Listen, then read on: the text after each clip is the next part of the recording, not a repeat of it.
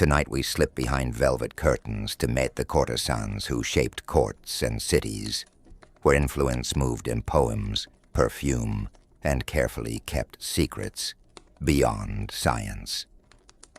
Together we'll wander their hidden rooms to see how power, art, and survival intertwined between truth and rumor.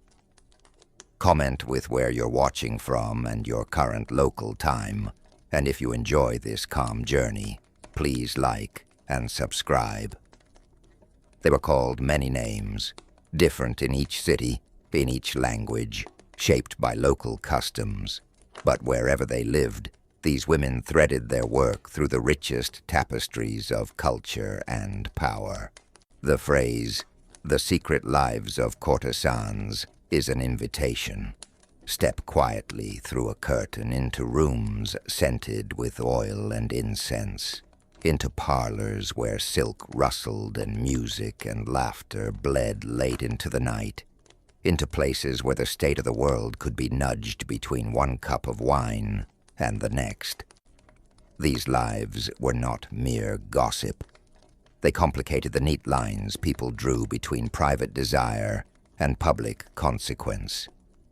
Imagine 1,000 different interiors, lacquered screens and paper lamps, high-ceilinged salons with gilt mirrors and chandeliers, narrow streets opening onto discreet courtyards. In candlelight, faces learned the language of gesture, the tilt of a fan, the subtle shift of a glance that could captivate a room or disarm a rival. Their training was as exacting as any craftsman's: music and dance, poetry and calligraphy, the art of conversation that could turn a quarrel into a joke, or a silence into a confession. They read manners and politics as if they were maps. They learned to listen as carefully as they learned to speak, because a single hint overheard, a single secret confessed, might reshape fortunes. It's tempting to reduce their lives to transactions, favors for patronage, companionship for protection. But that misses what lay beneath the ledger. There was tenderness, real affection, a fragile architecture of trust that grew between two people who met where society preferred not to look. Alliances lasted years. Friendships survived scandal and exile. Heartbreaks became elegies for poets. There was artistry in everything they did, the careful arrangement of a song, the precision of a gesture, a verse composed in a night that could capture and hold a mood forever. Their influence was usually quiet. It worked in whispers, in advice given over tea, in introductions timed to the moment, in stories told in confidence and carried into circles of power. A conversation held in a private chamber might ripple outward and change who sat at a king's table, or which painter received a coveted commission. They were at once observers and participants in their age's dramas, seen by many, understood by few. Power in their hands was often soft, rendered through nuance rather than decree, and therefore harder to catalog. This is where the phrase, "beyond science," finds meaning. Some realms of human experience, warmth of a squeeze, the exact pitch of a melody that makes a stranger cry, the slow accumulation of trust, can't be fully captured by charts and experiments. These are the textures of life. Their existence was full of contradiction. They were admired and admonished, celebrated and censured. Patrons lavished jewels and houses, while critics drew lines of shame that could never account for the complexity of their days. They negotiated safety and reputation in societies that prized different women for different reasons. Some used charm and wit to climb social ladders. Others wielded learning and discipline to carve autonomy. Many showed a kind of courage history often overlooks. exposing vulnerability while masking it with a smile, bargaining with men who controlled resources, demanding more than a fleeting glance. Material beauty was central to the stage they set. Picture fabrics catching light in impossible ways, hands ringing like little bells when they gestured, trays of fruit and pastries arranged with geometric care, slow smoke of incense curling toward painted ceilings. Music functioned as currency, plucked strings, bowed notes, a human voice coaxing songs that returned memory like a tide. A fan, a ribbon, a single line of verse could hold a whole conversation, layered with meanings a casual listener would miss. The art they practiced and the art made about them became records of these subtleties. Painters catching a half smile with a single brushstroke, poets distilling private sorrow into metaphor, and yet the risks were constant. They navigated jealousy and law, rivals and rumor. Reputation was fragile, and a misstep could mean exile or worse. Still, many built spheres of influence that outlived a single life. They cultivated networks, friends, lovers, students, people who carried their stories, styles, and songs far beyond the rooms where they began. Through these chains of memory, their impact seeped into literature, into fashion, into the very language people used to speak of love and patronage. To remember them is to honor a truth that resists neat measurement. Human lives are woven of the visible and the secret, public performance and private ache. Science can trace institutions, tell us when a law was passed or a market shifted, but it cannot fully capture the way a particular melody healed grief, the precise character of a friendship that survived scandal, or the private bravery of a woman who chose life beside power instead of the obscurity of marriage. Those particulars live in the pauses between words, in the breath before a song, in the small, unforgettable moments that shape a lifetime. Their stories form not a single narrative, but a chorus. They are a study in resilience and subtle power, in art and melancholy, in the daily choreography of survival and delight.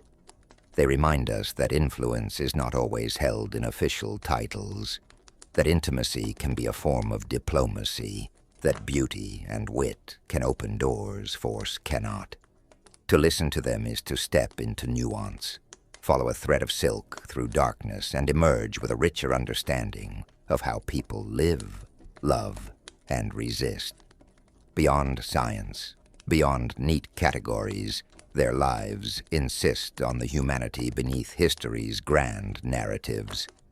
They ask us to pay attention not only to laws, wars, and treaties that textbooks favor, but to the small rooms and private conversations that bend the arc of culture. In those rooms, by candlelight and behind screens, the world turned in ways statistics alone could never explain. If we listen closely, attending to the music, the sorrow, the laughter, we hear the secret lives that sing on, patient and revealing, beyond any single way of knowing. I don't see the historical text you want transformed. The message only shows a placeholder. Please paste the fragment, or a link to it, that you want turned into the voiceover script. A few quick questions so I do exactly what you want. Do you want the narration in first or third person, and any preferred tone? Solemn, warm, brisk, dramatic? Any narrator gender preference? Target runtime or word count for the finished voiceover? I will.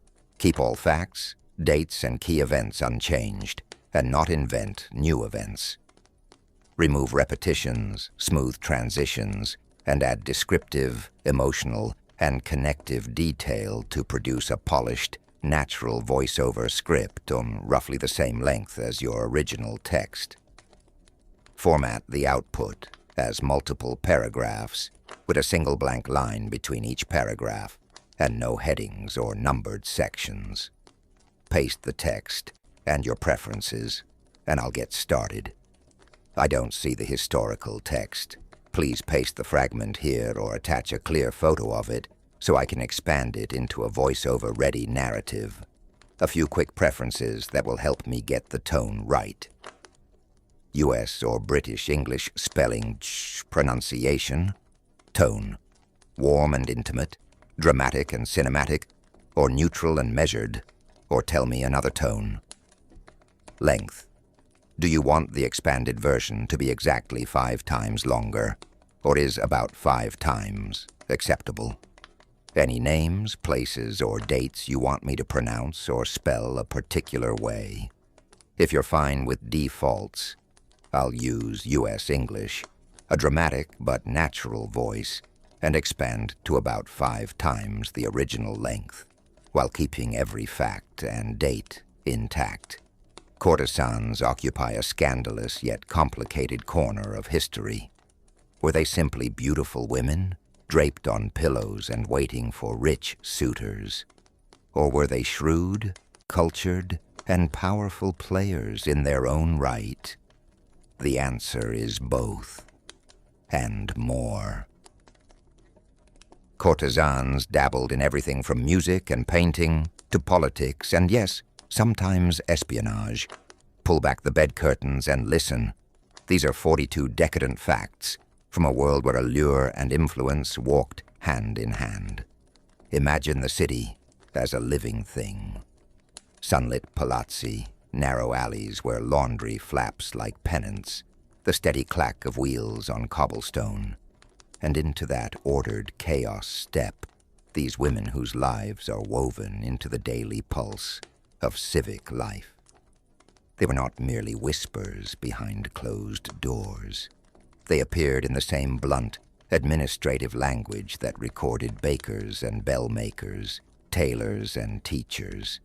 Their names and faces turned up in the ledgers of the town, acknowledged not as myths, but as a recognized profession. There were registers and fines. The everyday hum of municipal business applied to the most intimate corners of life. Officials measured and managed them, listed in rolls, summoned before magistrates, sometimes fined or licensed. Taxes were exacted, not as an afterthought, but as a civic duty, folding their earnings into the same books that balanced the city's coffers. In practice, a courtesan's purse was counted alongside a goldsmith's, her legal status debated in the same rooms where grain and guilds were discussed. That collision of secrecy and bureaucracy gave their lives a curious dignity and a sharp edge. To be catalogued by the state was to be seen, denied the anonymity of scandal, yet granted a legal, if uneasy, place in society. It made them participants in the Republic's economy and in its arguments about propriety, power, and wealth. They moved with grace between salons and city halls, between candlelit music rooms and the sober benches of magistrates, their influence slipping through the same channels that shaped civic fortune. Picture clerks bent over ink-stained parchments, the soft clink of coins in a coffer, the nervous scratch of a quill. In those plain, inexorable records, the livelihoods of courtesans were acknowledged. Far from living only in rumor, they existed in the stark, practical terms of governance, taxed, regulated, and counted. In that strange overlap of intimacy and administration, the courtesan found both exposure and a foothold in the life of the city. In the sunlit streets and shadowed arcades of Renaissance Italy, where palazzo walls drank the colors of frescoes and the air smelled of citrus and waxed wood, A particular kind of woman walked a narrow and remarkable line. The world had arranged itself around rank and display, and even the intimate business of pleasure and companionship was folded into that ordering. Courtesans moved between chambers of power and galleries of art, not as a single indistinguishable mass, but as part of a social architecture with its own tiers and manners. At the summit of that arrangement stood a distinct, almost canonical figure, the courtisan honnête, the honest courtesan. These women were more than ornaments. They were cultivated companions, schooled in the languages of refinement that mattered then. Music that set the tone of a salon, not mere diversion, but the small architecture of attention.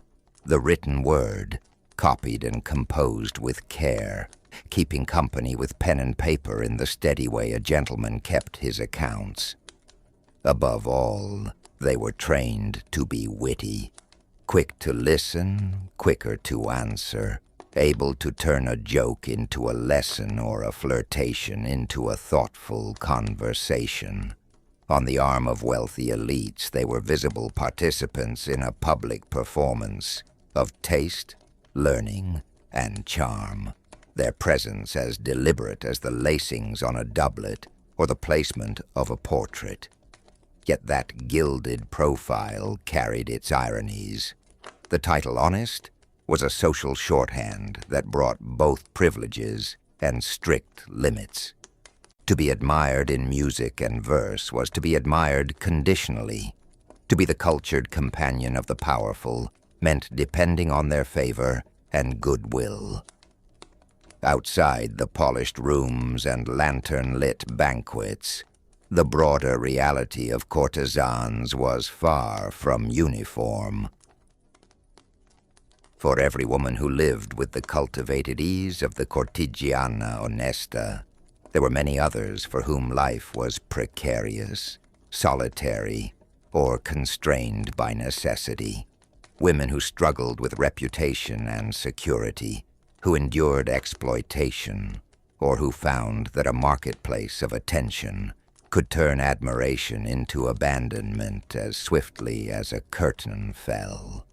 So the picture that survives is not a single portrait, but a chiaroscuro, bright moments of music and laughter, the careful unfolding of a poem by lamplight, the poised exchange across a marble table, set beside quieter, sharper edges where survival, dependency, and the risks of public exposure shaped very different days. Candle smoke curled against frescoed ceilings, silk rustled in the hush between toasts, and somewhere beyond the palazzo doors the city went on, indifferent. In that complexity lies the truth of a system that could elevate a woman into a paragon of cultured company, and at the same time leave many others to wrestle with the rougher facts behind the velvet. In the crowded lanes and shadowed alleys of Renaissance Italy, where great painters worked and merchants shouted over carts, another kind of life moved through the evenings. They were called courtesian di lume, a name that carried both bluntness and resignation. Not the celebrated courtesans taught to read Latin or sing madrigals. These women walked the margins of the city's glitter, carrying a different kind of light, small, steady, and very human. They had none of the polished schooling that opened doors to gilded studies or noble supper rooms. No one expected them to match wits with scholars or perform on a lute. Their skills were quieter and sharper by necessity. A steady hand that could pour a drink without spilling. A laugh that could break tension like a coin dropped into a cup. An uncanny ability to read a man's moods, and a resilience forged by hunger and hard nights. You would find them in the hush of taverns and at the doors of low inns, moving with a practical grace, learned from daily survival rather than from any salon. Economics shaped everything. The finer companions could wait for wealthy patrons who brought both coin and prestige. The courtisan de lume could not. Poverty narrowed their choices until selection felt like a ledger. One more arrangement for bread today, rent tomorrow. Where a wealthier woman might refuse, they often said yes, because refusal could mean hunger. For many, the difference between dignity and destitution was a single decision at dusk, recorded in the mind as plainly as a tally in a book. Still, their lives were not only hardship. There was color and small dignity in routine. The careful folding of a shawl whose fringe had frayed at the edges, the slow ritual of combing hair by candlelight until it caught the flame and shimmered, the whispered confidences traded in a doorway where laughter braided with worry like two threads. They watched the same processions of carriages and the same market stalls. They felt the winter damp settle in their bones and the sudden gladness of an early spring. Those senses, sight, sound, smell, tied them to the city as surely as any patron's name in a ledger. What they learned was a different kind of knowledge. Where a scholar parsed a line of verse, they read motive and measure, a glance, a clench of a fist, the way a hand hesitated over a coin. Their intelligence was practical and keen, honed on human nature rather than books. In the lamplight, their lives were always liminal, intimate and exposed, judged and paradoxically indispensable to the nightly economy of the streets. They moved with the same social currents that raised painters and patrons to fame, but on a lower tide, where necessity often decided conduct. Deprived of the rarefied arts, they nevertheless remained part of the city's fabric, visible as soon as day surrendered to evening and lamps were lit. In that twilight commerce, where deals, comfort, gossip, and care changed hands, the courtesan de lume stood as a testament to endurance, quick improvisation, and the small human beauties that survive even the hardest of lives. The city wakes in a wash of salt air and bell-toned light. Alleys steam from the morning tide, and gondolas slip like black leaves along the canals. Laundry flutters from narrow windows. Incense and the smell of fish hang in the air, threaded with the iron tang of commerce. In that living tapestry moves a woman whose trade and name are bound to the courts, as surely as the bridges are bound to their foundations.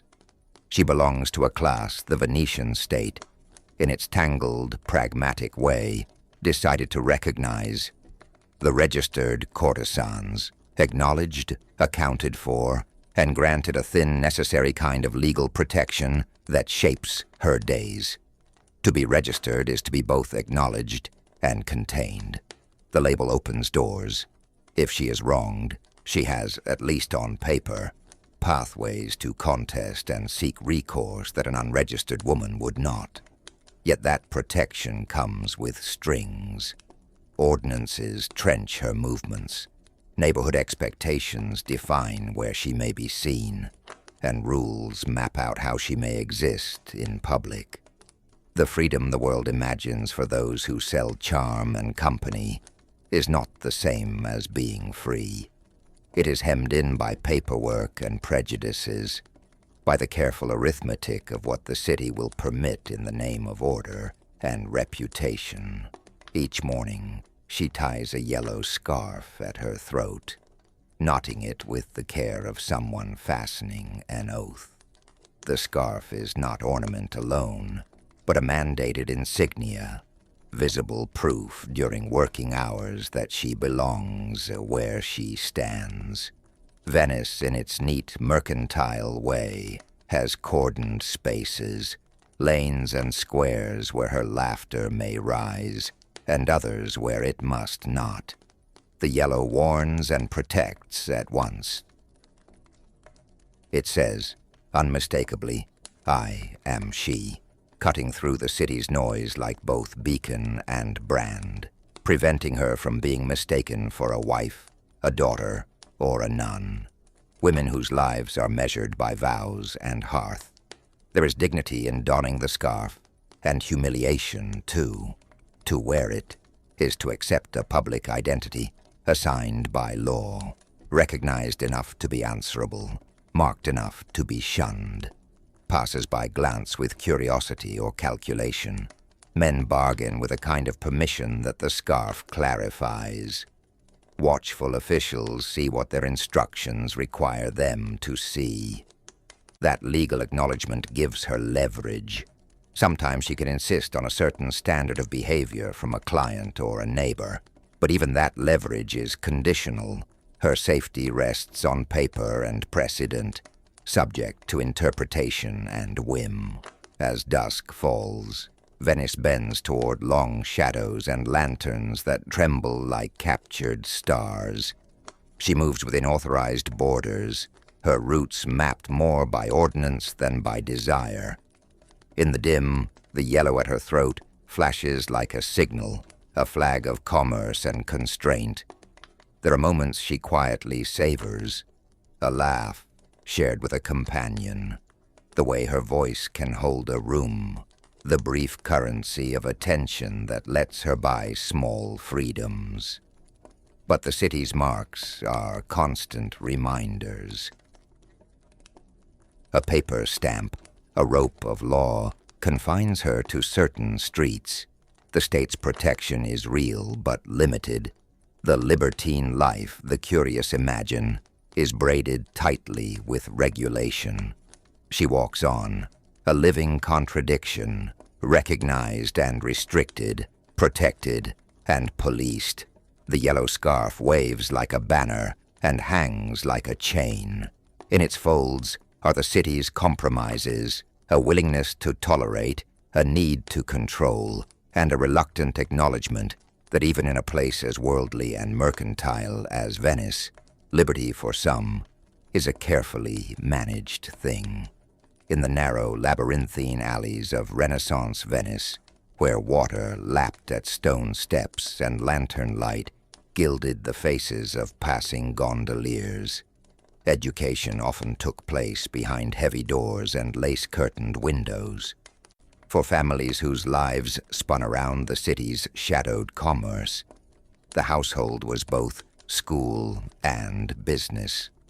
Mothers who had once walked the same glittering corridors of society, women who had learned conversation as surely as they had learned to dress and smile, settled into a new managerial role.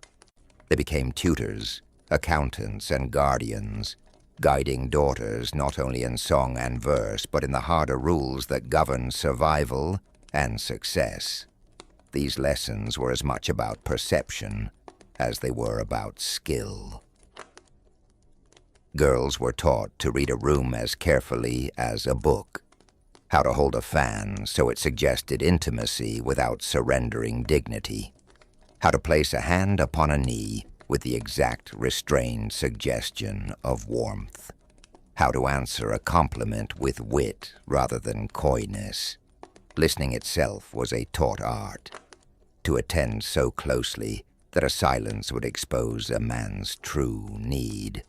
Beauty and accomplishment were currency, so music and languages, the delicate brush of pigments, and the patient stitch of embroidery were part of the curriculum. Equally crucial were lessons in negotiation and bookkeeping, in the careful management of jewels, debts, and, above all else, reputation in a city as intoxicating as it could be treacherous. Out of these rooms and rituals, one figure emerges with particular clarity: Veronica Franco. She stands not as a singular anomaly, but as a luminous exemplar of the so-called honest courtesans. women distinguished by their education and their presence in the literary and cultural circles of 16th century Venice. From an early age, she absorbed, under her mother's watchful eye, the accumulated craft of a lifetime. How to court favor without losing oneself. How to turn conversation into art. How to transform a salon into a stage where intellect and grace commanded respect. Picture a mother's hands smoothing a dress, tilting a chin as a daughter practices a refrain. Imagine evenings filled with lute and laughter, where a clever remark could fall into a hush and then ripple outward like a stone across water. There was tenderness in that instruction, a careful, fierce pride, but there was also a ruthless practicality. To raise a daughter into the world of the honest courtesan was to prepare her to be both admired and independent, to meet demand with dignity, and to carve out a place of her own in a society that prized women like strings of rare pearls. In these households, the line between family and enterprise often blurred.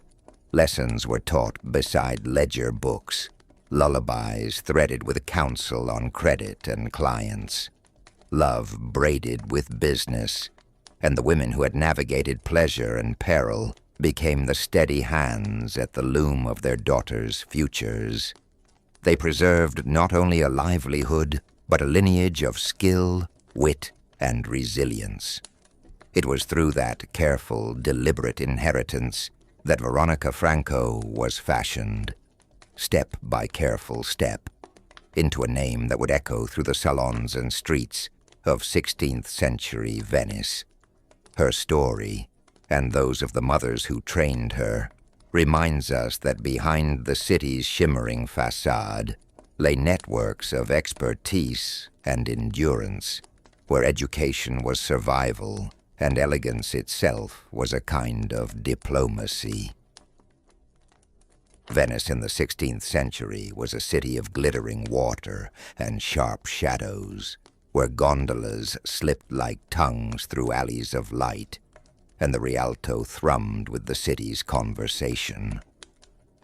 Into that crowded, humming place stepped Veronica Franco, a woman whose name would come to mean both the sharp intelligence of a published poet and the dangerous, intoxicating glamour of a celebrated courtesan. On terraces heavy with perfume and laughter, and in the quieter rooms where patrons leaned close, she learned to make an audience the way she made readers sit up. With careful words, a quick flash of wit, and the calm authority of someone who had lived boldly enough to give voice to her own truth. Her books and verses did more than build a reputation. The printed sheets that bore her lines traveled the same trade routes as spices and silks, carried on carts and in ships into parlors and printing rooms. There, men and women picked them up, read aloud, argued and admired the courage in her voice. Veronica's fame was braided from two very different threads. The literary respectability of a woman who could hold her own on the page, and the licentious notoriety that clung to a courtesan who moved between the glittering salons of the powerful and the private lives of the city's patrons. That double life made her irresistible to gossip and impossible to ignore. She turned that mixed fame into something both bluntly practical and unusually tender, a charity for the women she knew, the courtesans and the families who relied on them. Rather than hoarding applause, she used her prominence as a lever, gathering money, sympathy, and protection for women exposed to poverty, scandal, or illness. It was a public plea to see these women not as scandalous shadows at the edge of respectable life, but as people with kin, burdens, and needs. In that way, Veronica's poems and public presence became a kind of bridge, verses that drew attention and a reputation put to work on behalf of fragile lives. Like a printed sheet caught on the tide, her words traveled far enough to lift others, turning her literary success into a lifeline for those who needed it most. Tullia d'Aragona lived two lives, folded into one luminous, dangerous existence. By day and by night, she was a woman of letters, a sharp mind at work, with pen and parchment. By the shifting light of lantern and moon, she moved through the rooms and salons of Italy as a courtesan, a figure at once desired and reviled, whose company drew nobles and scholars alike. She did what few women of her time dared. She put her thoughts into print, becoming the first woman to publish her own epic poem and to lay out a Neoplatonic dialogue in print, giving public shape to a philosophical imagination that might otherwise have been forced to whisper in private. Picture her bent over a small wooden desk, ink staining her fingers, a single candle guttering as language came to her in floods of passion and reason. Picture salons humming with argument and laughter, where her verses and dialogues were read aloud, provoking admiration and suspicion in equal measure. To publish as a woman, then, was to invite scrutiny. To publish an epic and a learned dialogue was to challenge the very limits of who could author and teach. Her words were not only art, they were a deliberate, stubborn kind of politics, printed sheets that refused to vanish with the evening's talk. That visible courage made her vulnerable. Print carried risk. It drew the attention of law and rumor, and scandal hovered close, like a winter wind. But she did not stand alone when trouble came. Her intellect had attracted powerful protectors. Duke Cosimo de' Medici and his wife stepped forward when danger threatened to smother her voice. Their intervention was more than patronage. It was a rare admission that brilliance could come from unexpected quarters, and that a woman who moved between court, salon, and street deserved a shield. They bailed her out not only with money or influence, but by preserving the conditions in which a brilliant mind could continue to work. A quiet permission to think, to write, and to be heard. In their shelter, she could return to the desk, to the slow choreography of composing and correcting, of sending words out into the world that would outlast any single evening's company. Her story is one of contrasts, beauty and brains, risk and rescue, the intimacy of private rooms and the public permanence of the printed page.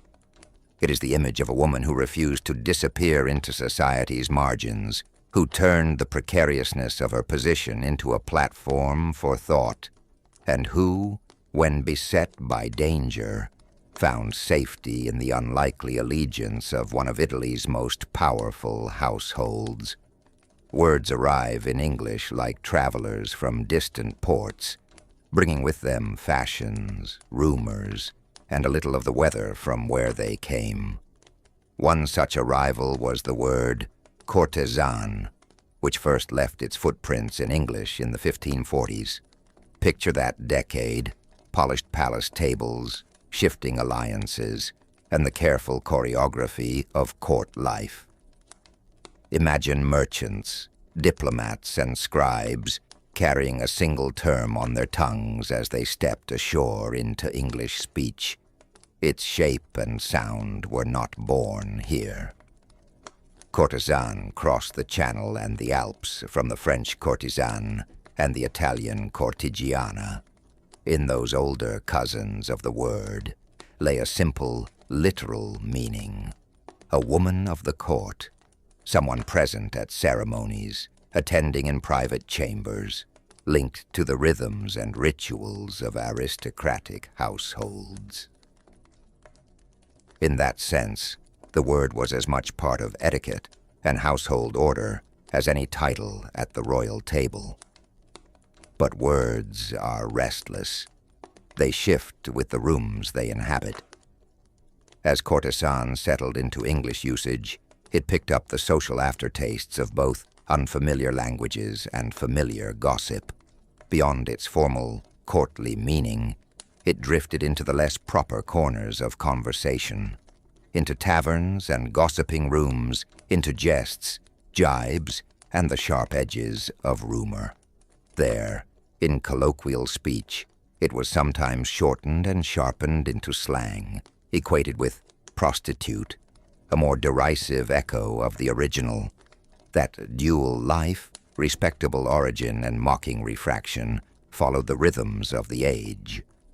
In candlelit antechambers and on the polished floors of palaces, the word retained its dignity. In the crowded alehouses and back stairs, whispers, it could be turned into a weapon of contempt. The same syllables could name a woman acting within the etiquette of court, and also be hurled as insult by those who laughed or sneered at the high life. To trace this history is to listen to more than an etymology. It is to hear the murmur of antechambers, the rustle of gowns, and the clinking of glasses where meanings were argued and reshaped. Popular usage revealed the unsettled moral ledger of the time, the way respect and scandal lived side by side, and how language bends to both ceremony and scandal.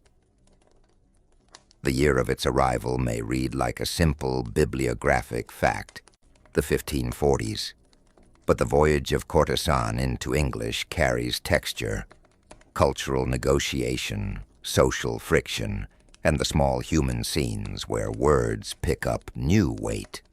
In that single name, you can hear both dignity and derision, the echo of courtly order and the sting of popular contempt, spoken in one breath across centuries. Nell Gwyn's story feels more like a scene from a play than a chapter in a history book. A climb from the city's edges to the very heart of power, full of laughter, rumor, and hard-won charm. She was born in the 17th century into a world that could be both brutal and theatrical, the daughter of a woman who ran a bawdy house. That single fact casts the early scenes of her life in a particular light.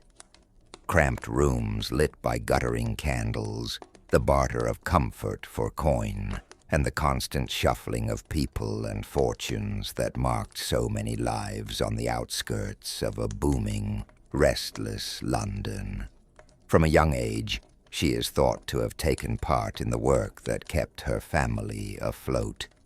Imagine a girl whose education wasn't in a quiet schoolroom, but in crowded lanes and public rooms where laughter could suddenly become a negotiation, where survival demanded quick wit and a practiced smile.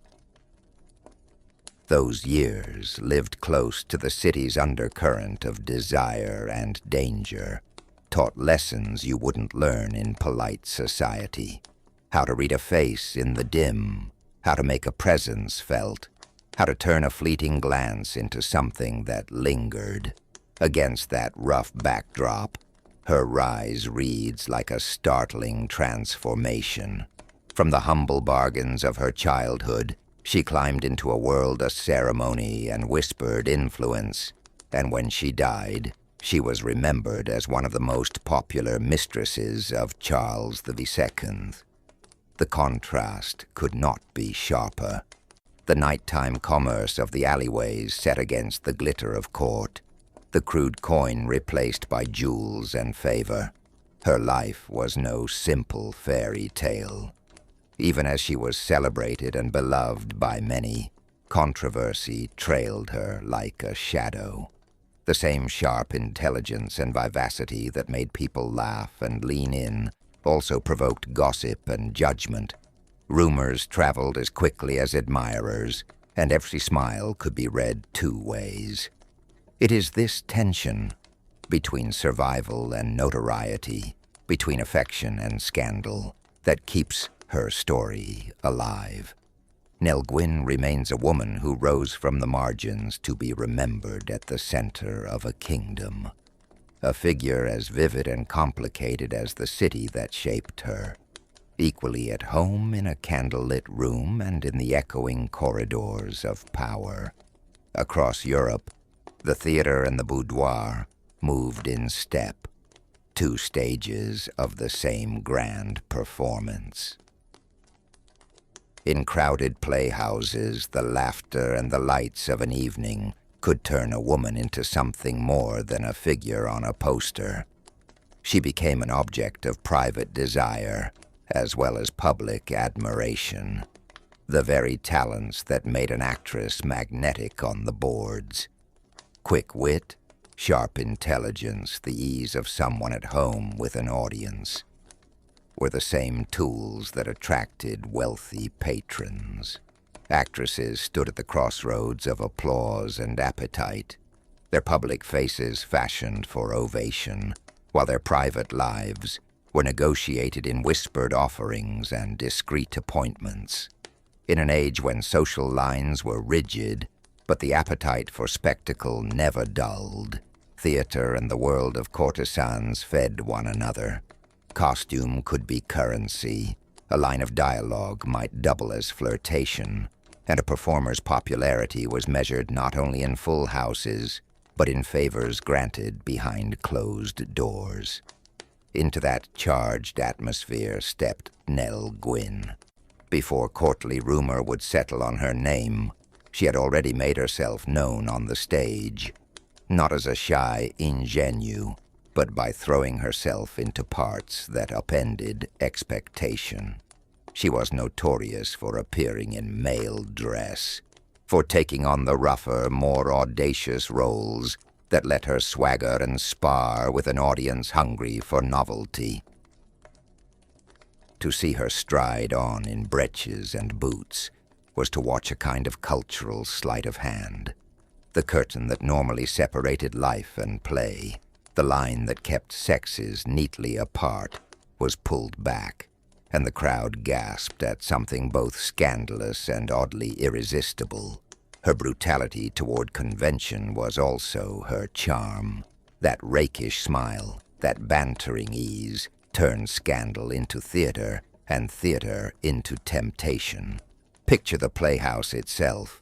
Candles guttering in drafty rafters, the mixed smell of tallow and perfume braided together, the hush and the ripple of conversation as a woman in male attire crossed the boards. Theaters were places of light and shadow, where reputations were made, or undone, in a single scene. For Nell, cross-dressing was never simply costume. It was a proclamation of daring, a deliberate game with identity that allowed her to command attention on her own terms. She learned to take the audience's stare and make it part of her performance, to turn curiosity into control. That theatrical bravado and personal charm echoed far beyond the footlights, because in those years the worlds of patronage and performance were not separate spheres, but overlapping circles. So the story that began with candles and applause led almost inevitably from the noisy glow of the playhouse to a different kind of public life beside a monarch.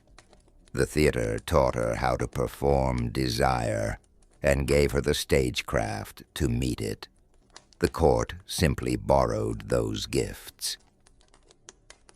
In the end, Nell's rise shows how performance could become power, how a woman who learned to command a crowd could step off the boards and into history, carrying with her the costume, the wit, and the boldness that made her unforgettable.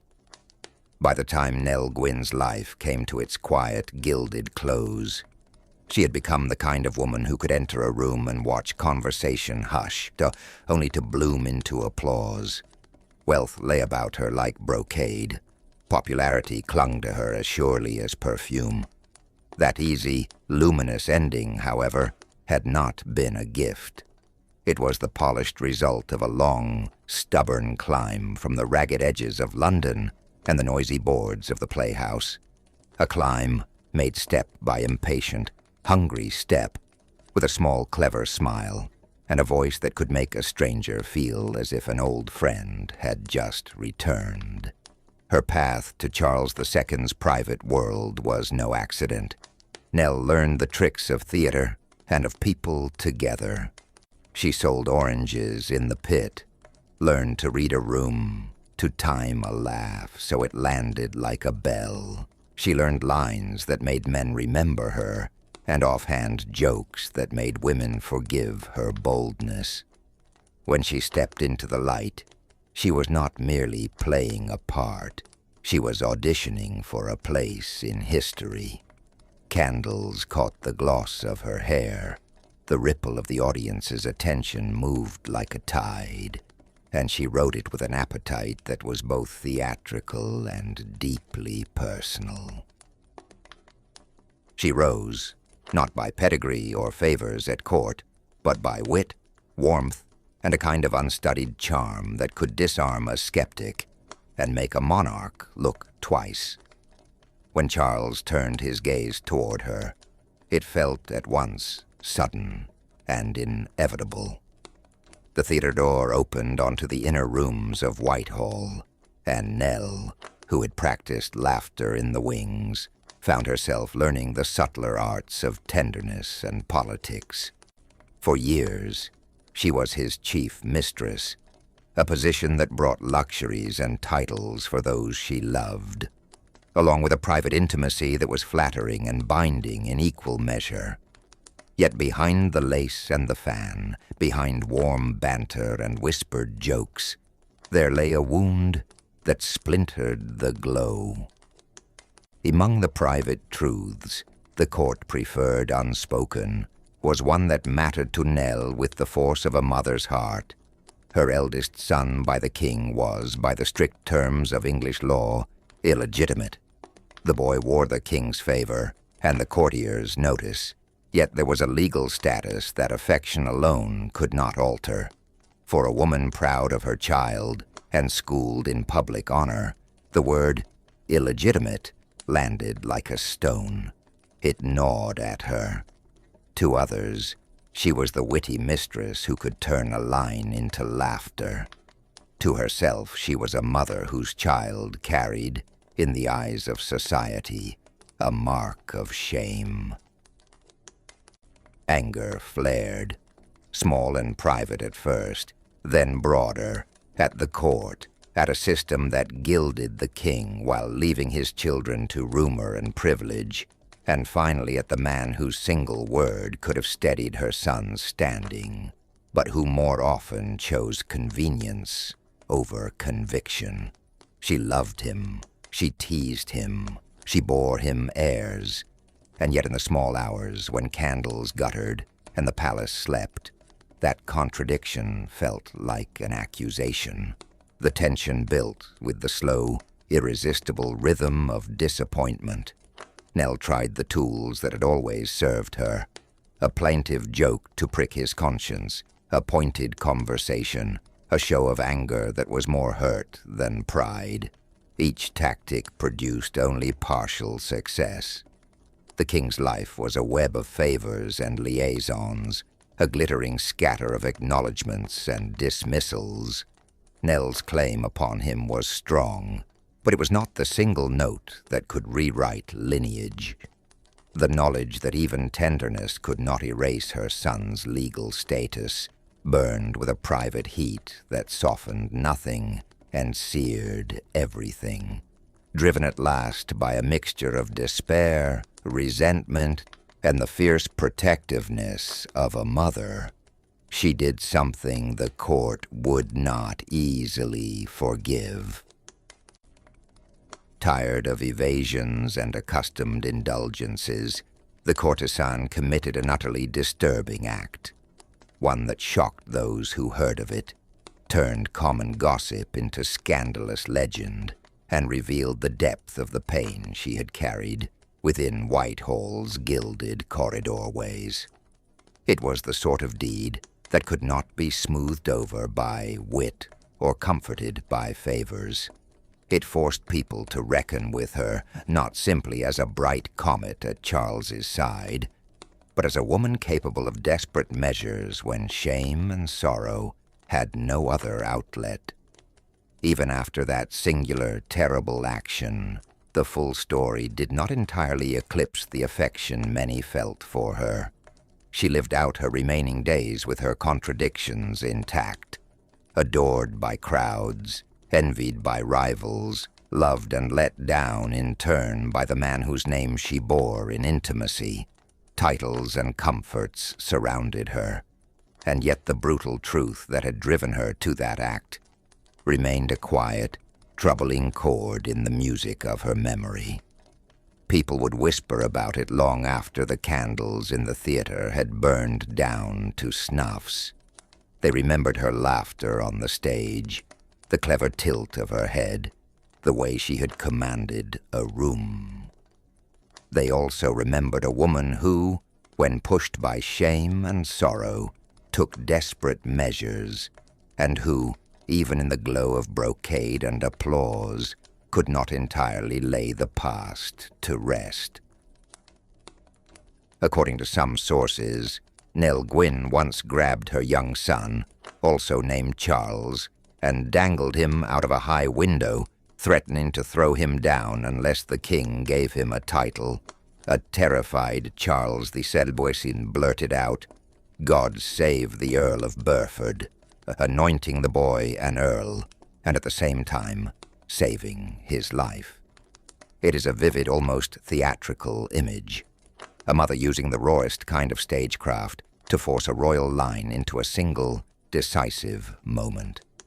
In the hush before a show in 1765, the theater felt like a small, secret world. Breath held tight, silk rustling, the smell of candle wax and powder.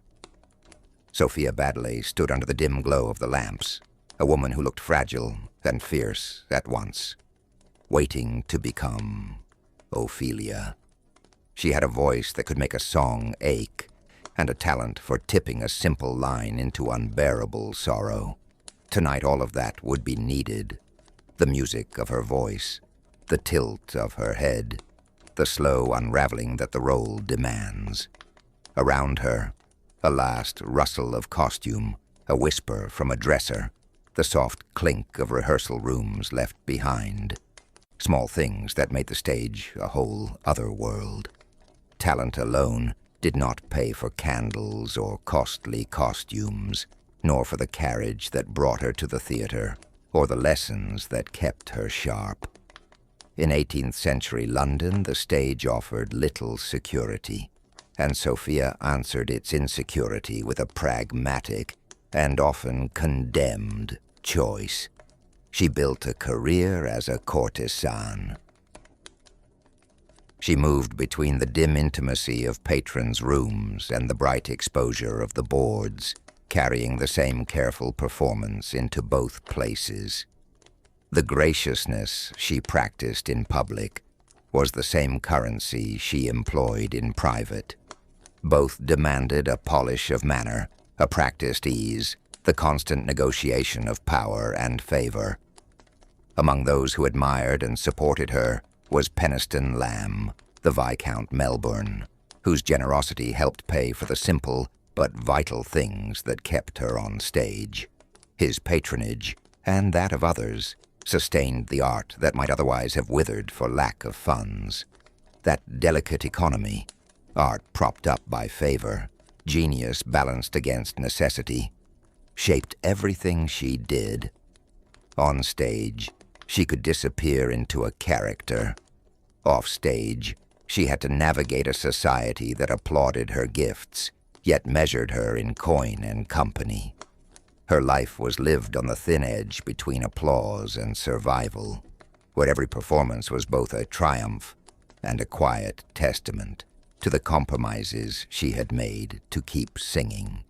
In the crowded, gas-lit streets of 18th century England, where carriages rattled past shop fronts and the chatter of taverns and coffee houses bled into the night. Another kind of notoriety made its way through the city.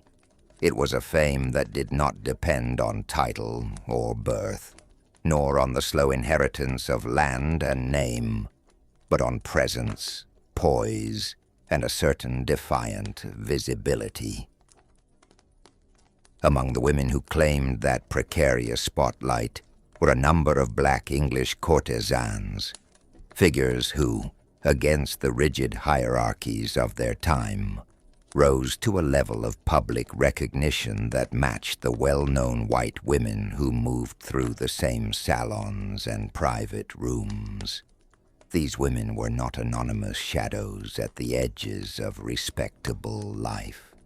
They were characters of the city, the sort of names you heard in parlors and on the benches outside inns, folded into the gossip of the age by more than rumor. Their reputations were announced with the same flourish reserved for actresses and society beauties, and the language people used to describe them became part of the theater of London.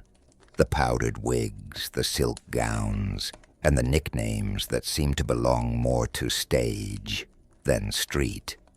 Take the image suggested by the phrase, the curvaceous Miss Lowe's of Upper Charlotte Street. It lingers on the tongue and paints a picture. A woman who filled her dress and the room, who moved with a rich assurance down the narrow lanes, past shuttered shop windows, and into the private worlds of those who sought her company. The title itself acted as a kind of invitation, an advertisement and a persona rolled into one, signaling exactly how she wanted to be seen. Equally remembered was Miss Wilson of Lichfield Street, whose renown rested not only on looks, but on a reputation for intelligence. In the same rooms where politics and poetry were traded over a clink of glass, people said she could hold her own. Her wit, her conversation, and an acute judgment made her companionship desirable in a way that went beyond ornament. Her name traveled farther than the street outside her lodgings because she left impressions that lingered after the candles were snuffed. That these women came to stand in the public imagination shoulder to shoulder with white courtesans tells us something about the strange currents of Georgian urban life. Fame could be earned in the intimacy of a drawing room as surely as it could on a stage.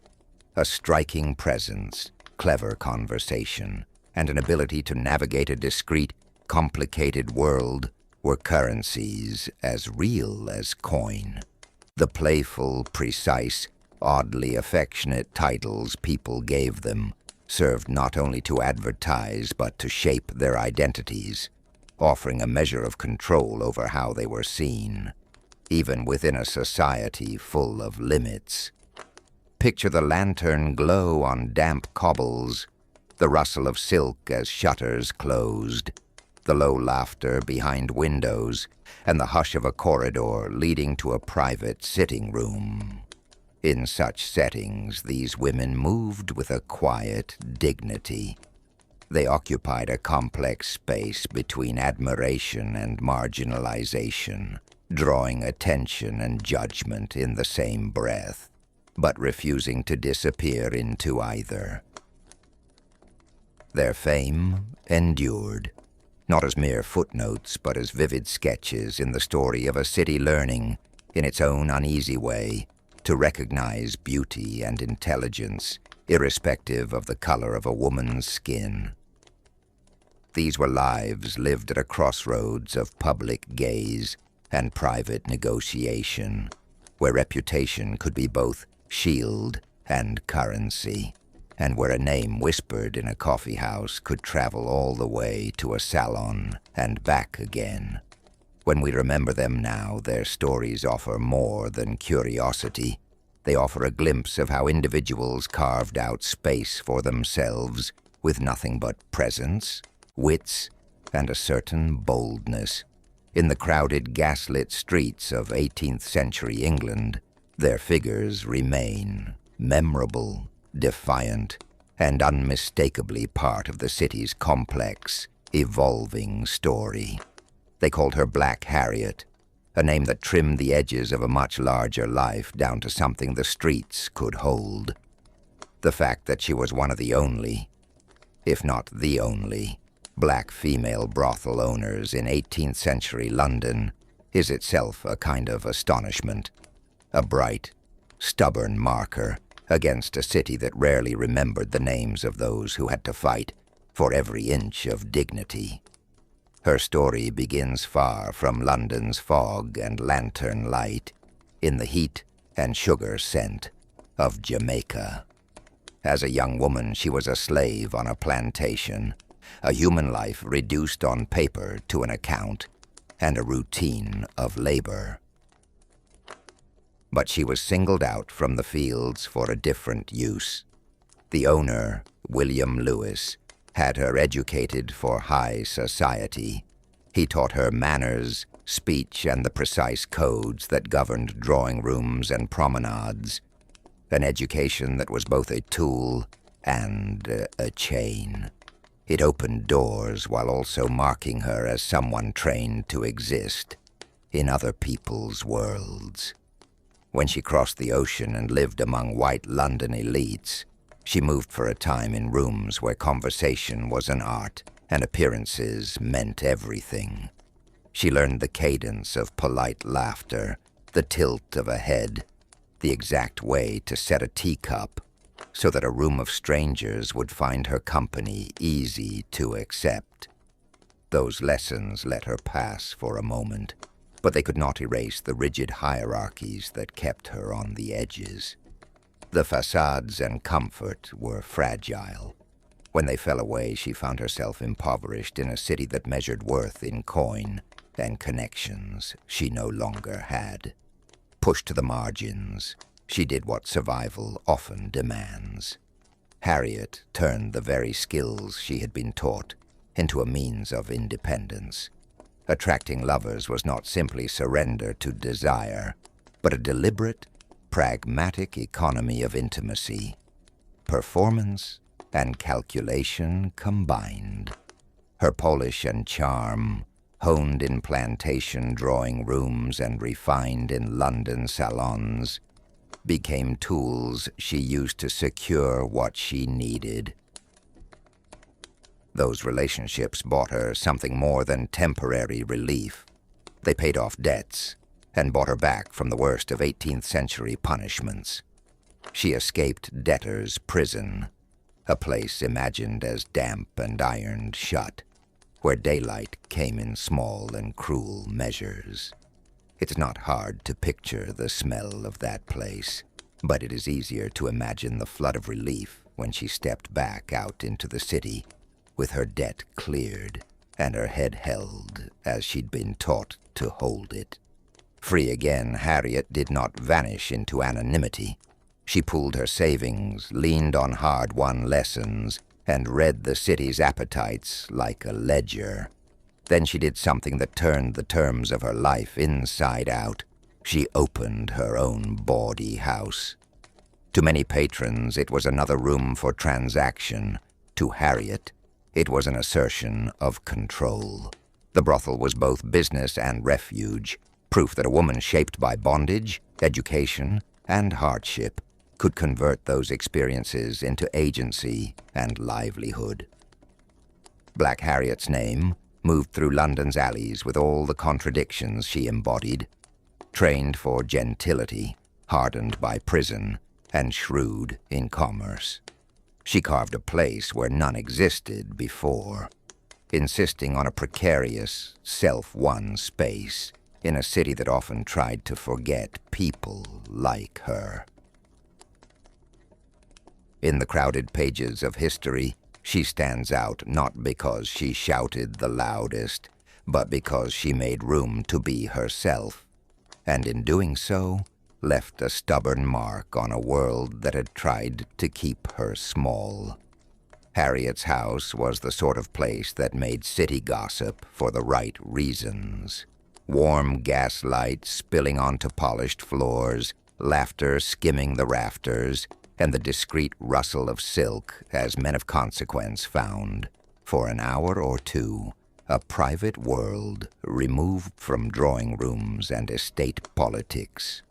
This was no shabby back-alley affair, but a carefully arranged establishment whose reputation drew a steady stream of patrons. The names whispered after dark included men who wore titles and weighed heavily in society. Among them was the Earl of Sandwich, a high-ranking nobleman whose visits lent her rooms an air of scandalous respectability.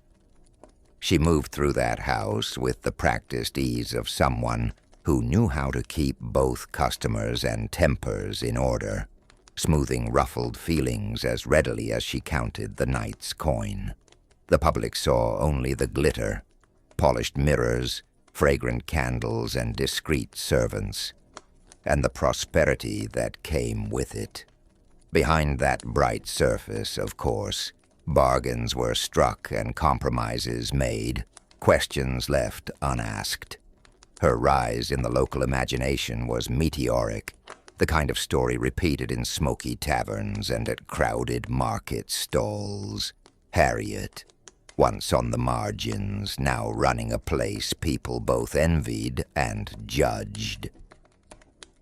Then came the whisper that would do what no debtor's writ yet could. Romance. It was said, and in a town such things are never merely rumor, that Harriet had fallen in love with an officer. Whether the affair began in tenderness or convenience is not certain. What matters is how it altered everything. The intimacy that had, for some, made her house a refuge now became a liability. Patrons who had once sought her rooms began to drift away, choosing discretion elsewhere. Jealousy and gossip tightened around her business like a winter fog, and the steady coin that had kept creditors at bay slowed to a trickle. The end was painfully ordinary. Harriet found herself once again in the cold geometry of a debtor's cell. Stone walls, a narrow bed, damp air that smelled of mildew and desperation. In that cramped, cheerless space, the bright life she had led dwindled.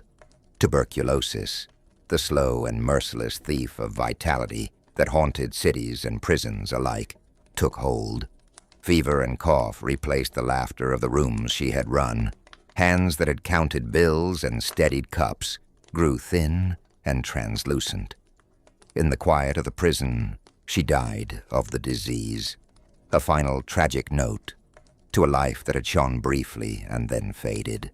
Her story reads like a cautionary tale and an elegy at once. A woman who rose to prominence in a world that both needed and condemned her. Undone not by scandal alone, but by the small, human misfortune of loving where love could not be sustained. She moved through Paris like a living story, a presence whose brief, brilliant life would glitter long after she was gone. Marie Duplessis, a name whispered in salons, penciled onto the margins of playbills, tucked into the private notebooks of lovers, became, for Alexandre Dumas the Younger, the beating heart of a character he could not ignore.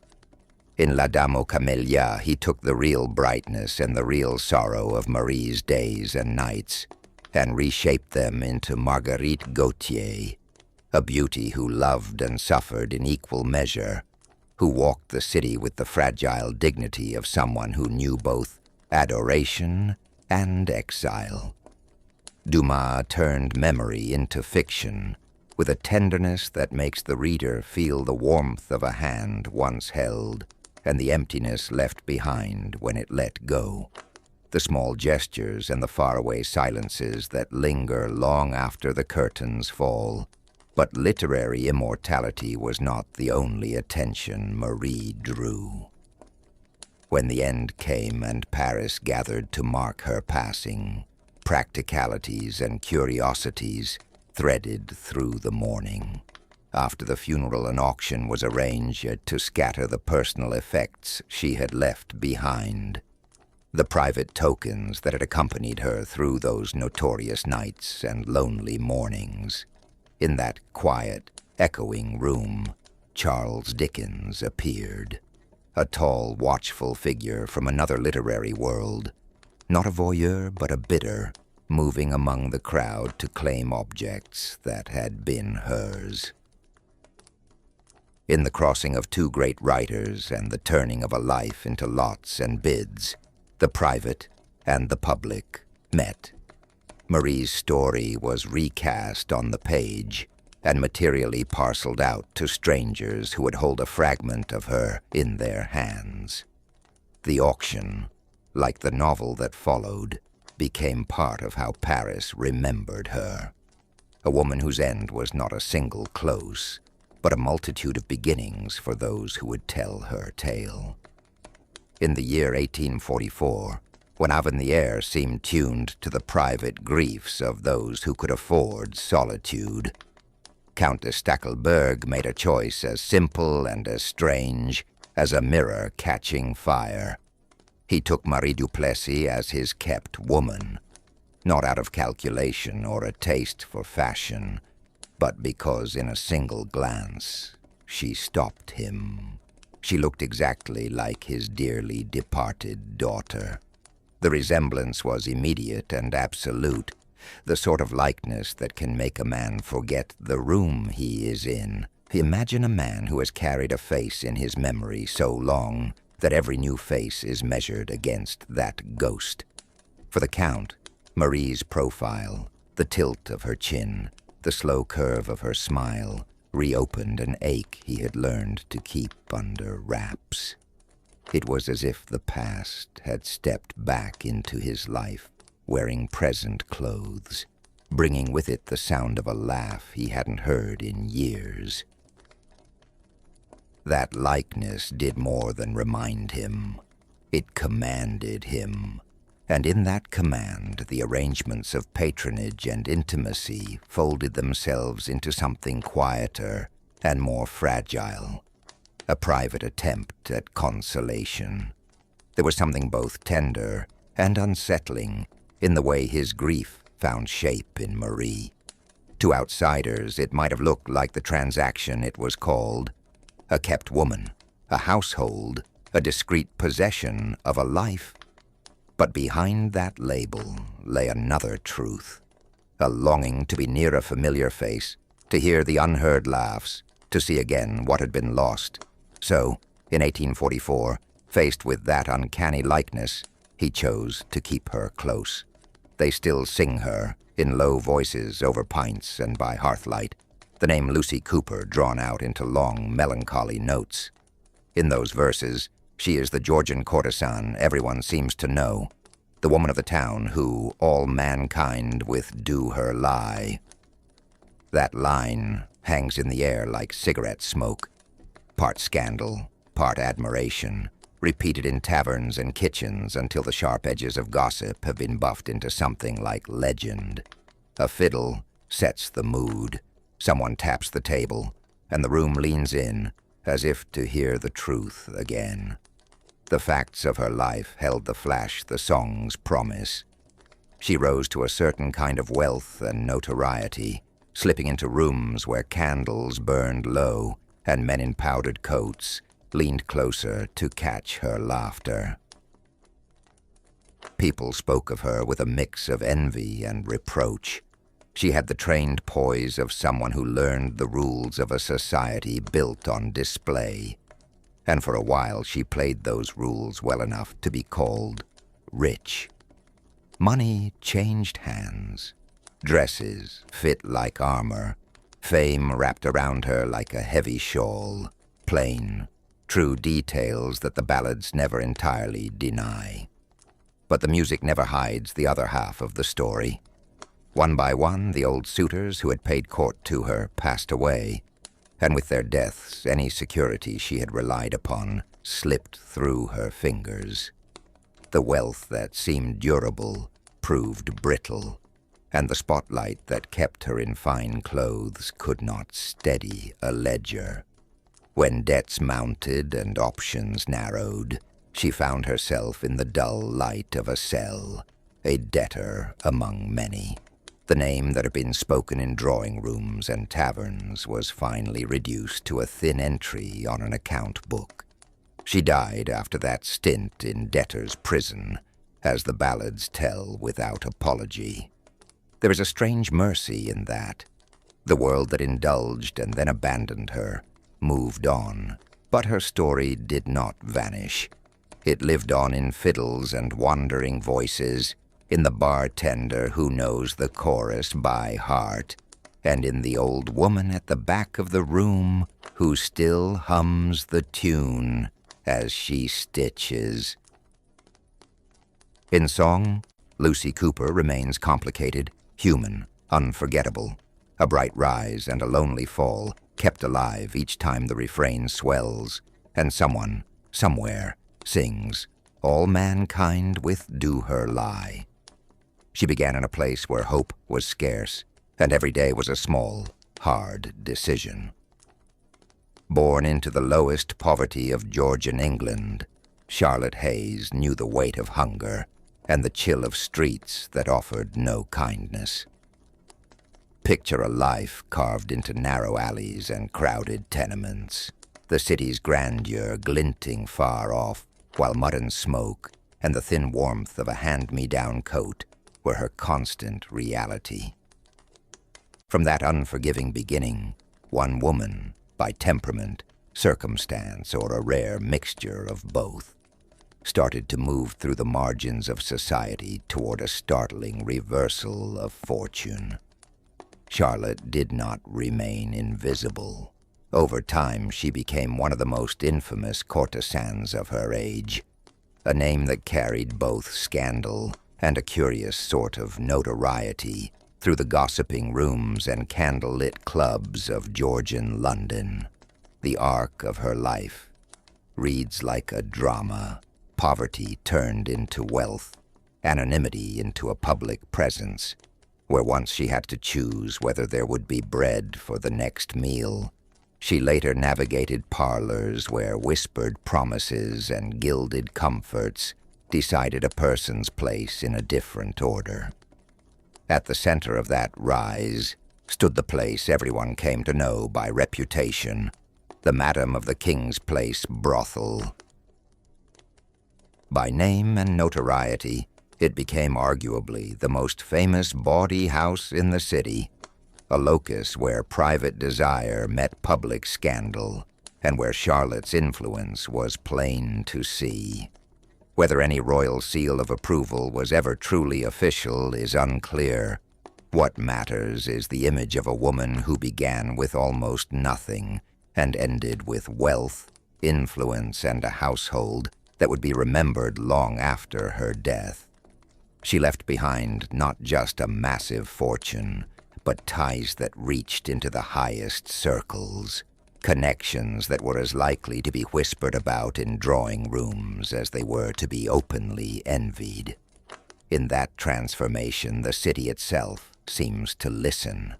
The sounds of her early life, the clatter of boots on muddy lanes, the hungry quiet, fade, replaced by the soft rustle of silk and the hushed knowing chatter of rooms that bore her imprint. The echo of her name lingers in history, spoken with a mixture of awe and reproach, a reminder that the line between scandal and power in Georgian London was thinner than most imagined. Charlotte Hayes liked to speak plainly, and when she spoke of her trade, she did so with a hard, amused practicality that could make the scandal-smeared streets of Georgian London feel almost domestic. "I have sold my first time 1,000 times," she was said to have quipped, and the laugh that followed was not coyness but business sense, a summary of a life spent turning wants into wages, shame into coin,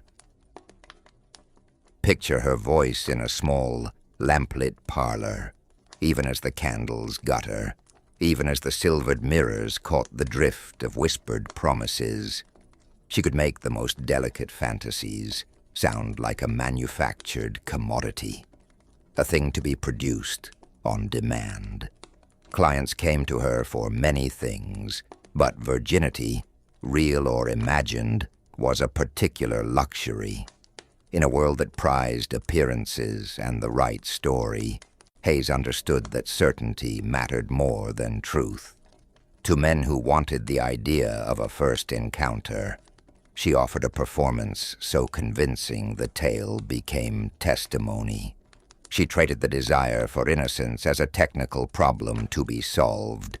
Her workshop stocked not with theological answers, but with practical remedies, linens, staged rituals, and the subtleties of light and timing.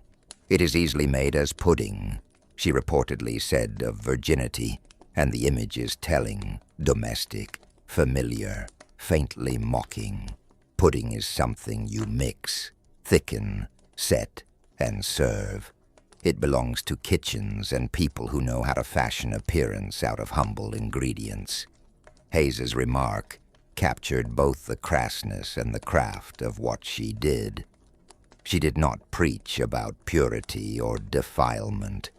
She taught how to reproduce an effect that satisfied a customer's longing to be the man who had been first. Contemporary observers and later historians have filled in the likely details with no small amount of wry certitude. Accounts point to edible substances and theatrical touches used to suggest the bodily signs men associated with virginity. Things you might find at a grocer's counter as easily as on a bedroom shelf. Creams, syrups, the careful dressing of linens, and the careful telling of a story. Whether you call it trickery or ingenuity, these methods were part of Hayes's artifice. They were the tools of a woman whose livelihood depended on understanding how desire could be manufactured and sold. There is a sharpness to that understanding. In Hayes's hands, the moral weight of a thing mattered less than its marketability. Her life offers a lesson in how the private needs of a city fed a visible economy of secrecy and performance. She did not invent longing, nor pretend it came without cost. She simply learned the recipes people wanted and served them without apology. The result was a reputation both notorious and oddly modern, a woman who could laugh at convention and state with practical detachment, that virginity, for a price and a little skill, was as easily made as pudding. You can almost hear that laugh again. A dry business laugh, slipping through the curtains as the candles gutter and the mirrors keep their secrets.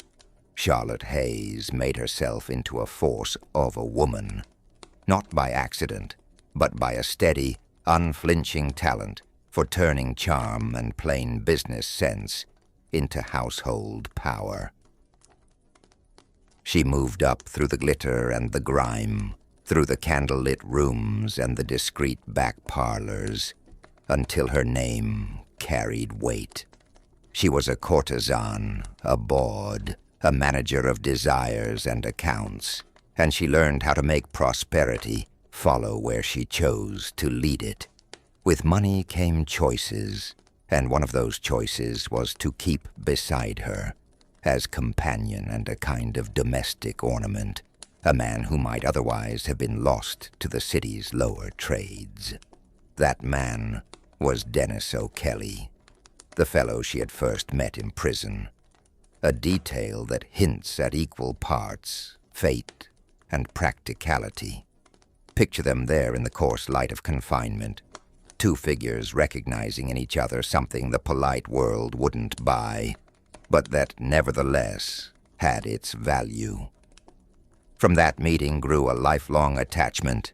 He became her beau, constant, visible, a presence she kept close as she prospered. Charlotte used her success to reshape his life. She settled his debts, gave him leave to abandon the rough, backstepping work of carrying sedan chairs through the narrow streets, and set him free from that old, grinding labor. Freed, Dennis took to a new, theatrical dignity. He began to style himself Count, a name that sounded like both mockery and aspiration, a trinket of a title worn for the sake of show. The picture is almost deliciously obvious. A woman who'd earned her fortune, and with it, purchased a companion who paraded his new status like an ornament. There was tenderness in the arrangement and a quiet sort of spectacle. Charlotte kept him close, both companion and display, and together they moved through a city that liked to watch. In the end, their partnership was part affection, part performance. A small, human drama woven into the larger pattern of a woman who knew how to command the world around her. She had been folded into the quiet geometry of a convent so early that stone and prayer felt like memory before she had any of her own. The cloisters taught her order and restraint, the small hours measured by bells, thin light through stained glass, ritual movements that turned hunger and longing into a practiced silence. It is easy to forget how narrow that world can feel to a girl, how the promise of a wider horizon begins as a single, stubborn ache beneath the ribs. At 16, that ache became a decision, a marriage taken as an escape. The papers were signed, the elders' speeches behind her. She imagined a kind of sanctuary, a private life beyond the convent walls. The shelter she had hoped for did not hold. Inside the house, the man who had taken her hand was someone else. Rough where she expected gentleness, commands where she imagined conversation. What had been a refuge hardened into a different kind of confinement. The days were marked less by bells than by a quiet of fear and bruises no one would see. The marriage, meant to close one chapter, became the reason she opened another. Leaving did not look like a grand flight, so much as a hard, practical choice. She turned to what the world called bedroom work out of necessity, and in those salons and private rooms she learned to live on her own terms. Conversation and presence became crafts. How to enter a room so all eyes followed, how to withdraw so stories would linger. Survival turned into skill. Money and influence followed, but also a kind of freedom she had not known in the convent or the married house. The girl who once wore a nun's humility fashioned herself into a woman who could command a room. Her success sent her beyond the narrow streets of her youth. She traveled to St. Petersburg, where winter light cut the Neva like crystal, and courts moved in careful choreography beneath heavy furs. She returned to Paris, where boulevards hummed with theater and scandal, reinvention around every corner. In those cities, she became both spectacle and confidant, navigating a world where power often traveled under the veil of pleasure. Along the way, she explored love in many forms. She gave herself to men and to women. These affairs were not mere headlines, but the complicated work of intimacy, experiments in trust, temptations and tenderness, unexpected cruelties and comforts that left their traces. Years later, when bright stages and winter courts had grown distant, she made an astonishing choice and returned to the nunnery. This time the walls did not feel like a trap, but a place large enough to hold all she had been and all she had learned. She stayed not out of resignation, but out of purpose. There she tended what the world too often ignores: infants born with birth defects. The work asked nothing but presence and patience. Careful feeding, the washing of tiny limbs, the steady hand on a fevered brow. In the soft, relentless care of those babies, she found a kind of redemption no applause could buy. The convent that had sheltered and then been escaped from became the stage for her quietest triumphs. A life braided of contradictions, of suffering and splendor, finally given over to the small, saving task of holding fragile lives. At the height of her fame, Liane de Pougy carried a name on the tip of Parisian tongues, Notre Courtesan National. In plain English, it means our national courtesan, a phrase stitched from equal parts admiration and mischief. Picture a woman whose arrival could hush a salon, whose photograph sold as readily as prints of the latest actress. Someone people spoke of as if she belonged to the nation itself. Not an official title, but a living emblem of an age. She was at once a public curiosity and a private obsession. She was, in a way, the city's poet laureate of glamour. Instead of composing sonnets, she set Parisian moods with the tilt of a chin, the sweep of an evening gown, a trail of jasmine perfume, and a laugh that seemed to loosen the room. When she entered, conversations rearranged themselves. Parties became stages, and the small talk of the wealthy turned into a kind of choreography around her presence.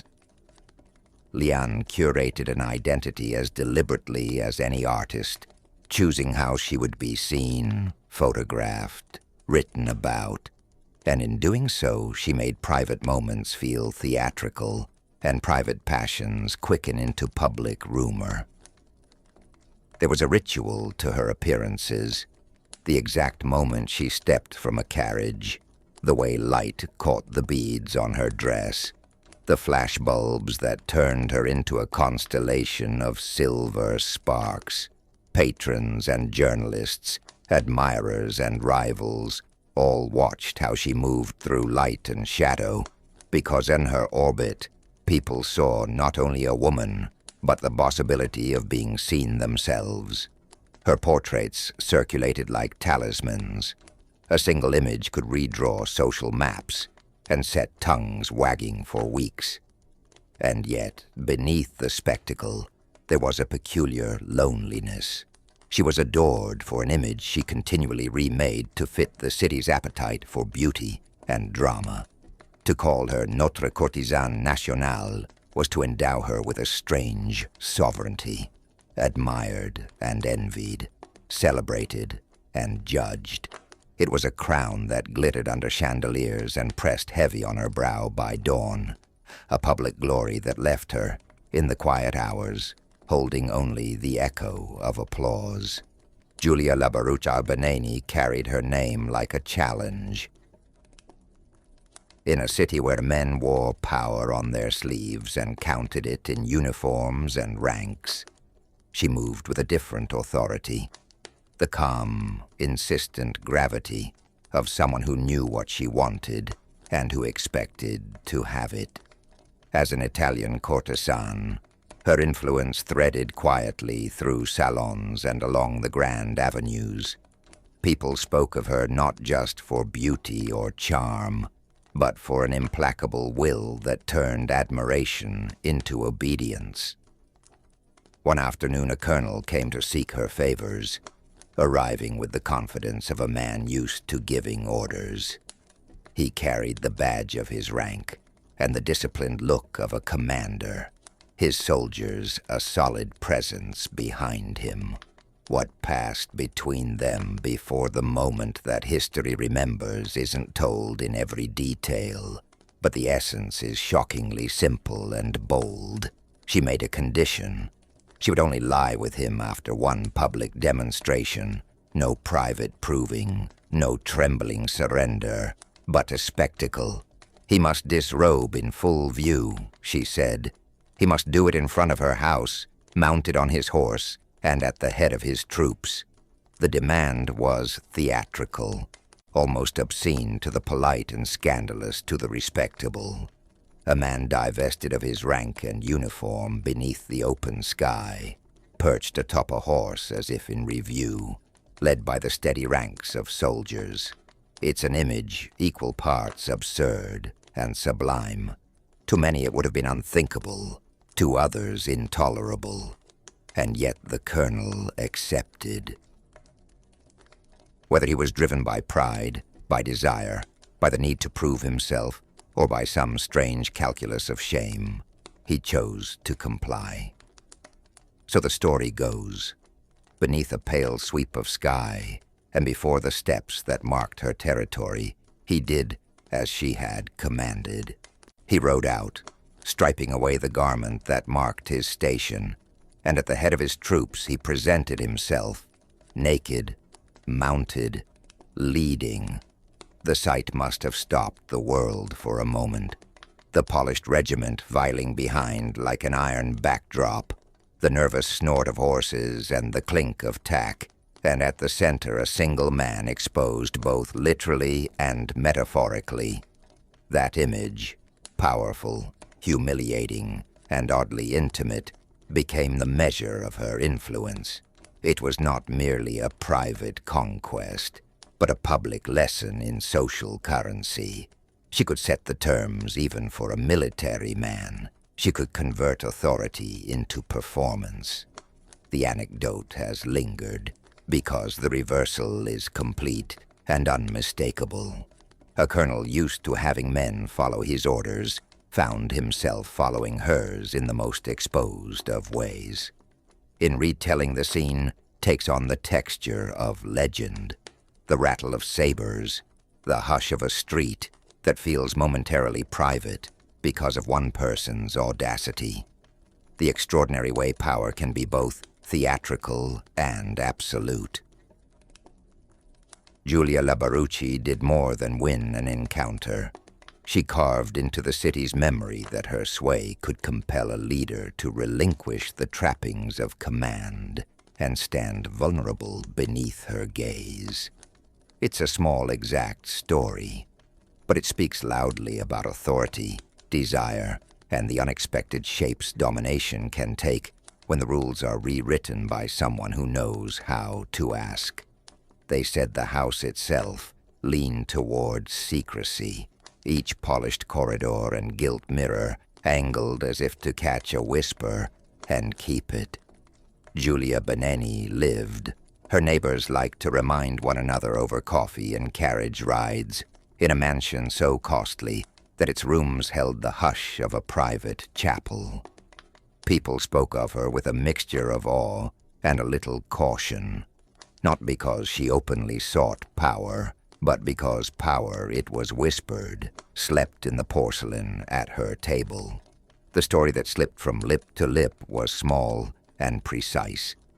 In the deep bowls of her finest china, those reserved for guests and for the bright light of Sundays, Giulia kept visiting cards. They were not mere tokens of manners, the rumor insisted, but folded pieces of paper that bore the names of every powerful man in high society. The mental image lodged itself in imaginations, white paper cupped in blue and gold porcelain, a secret catalogue of influence hidden beneath the peel of lemon and the crumbs of pastries. Guests entered the dining room aware that the room might be cataloguing them in return. Some felt flattered by the idea that their names might rest, however briefly, among such elegant company. Others pictured themselves as entries in a ledger, their reputations indexed and stored like inventory. Conversation and laughter softened against walls hung with portraits, while the faint clink of silver and the scent of citrus made the ritual feel ordinary and strange at once. Servants moved with quiet competence around the bowls, lifting lids and smoothing napkins with gestures honed to invisibility. The china itself seemed to gleam with the kind of patient intelligence that belongs to objects that have witnessed too much. Plates that had known salutes and scandals, cups that had held secrets, as well as tea. Whether true or not, the rumor did what rumors always do. It became another way to measure Julia, turning her household into a theater, and every social call into a small performance, judged not only by conversation and dress, but by the possibility of having one's name placed, like a jewel, into those delicate, conspiring dishes. They call her the shadow behind a famous fiction. Marie-Ernestine Antigny, the woman many believe drifts through the pages of Émile Zola's Nana. The comparison flatters and wounds at once. Zola's Nana is a study in contradictions, called witless and charmless, and yet impossibly magnetic. A woman who rises from nothing, and by the sheer force of her appetite and presence, drags the lives of men into ruin. To hear that Antigny may have inspired such a figure is to be tempted to shrink a whole life down to a single, sensational line. But it would be cruel and small to let the rumor do all the work. Muse, courtesan, ruinous beauty. Those labels fit easily into a headline.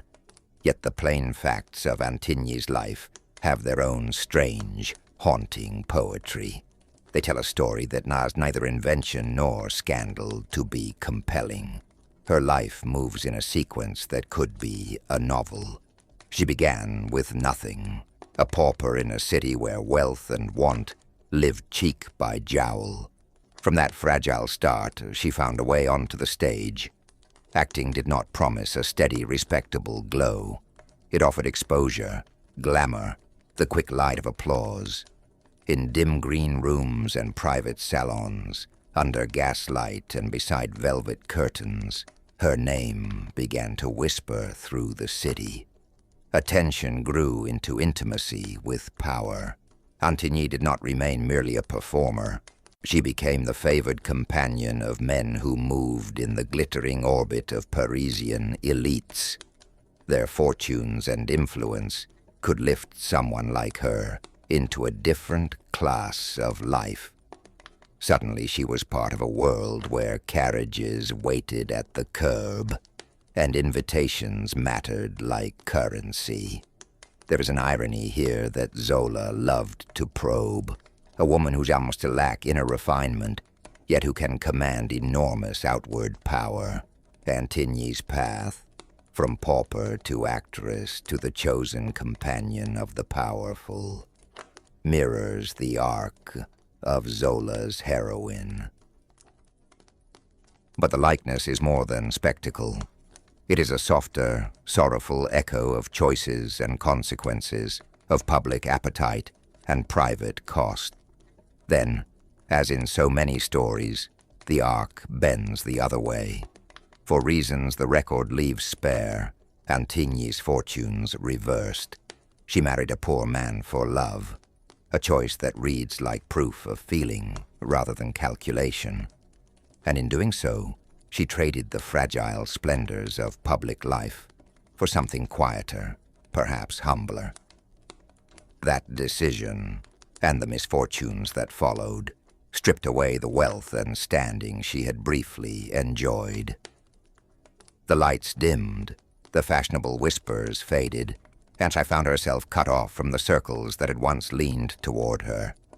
She spent her final years alone, no longer the woman whose name turned heads in salons, but someone returning to a small, private existence.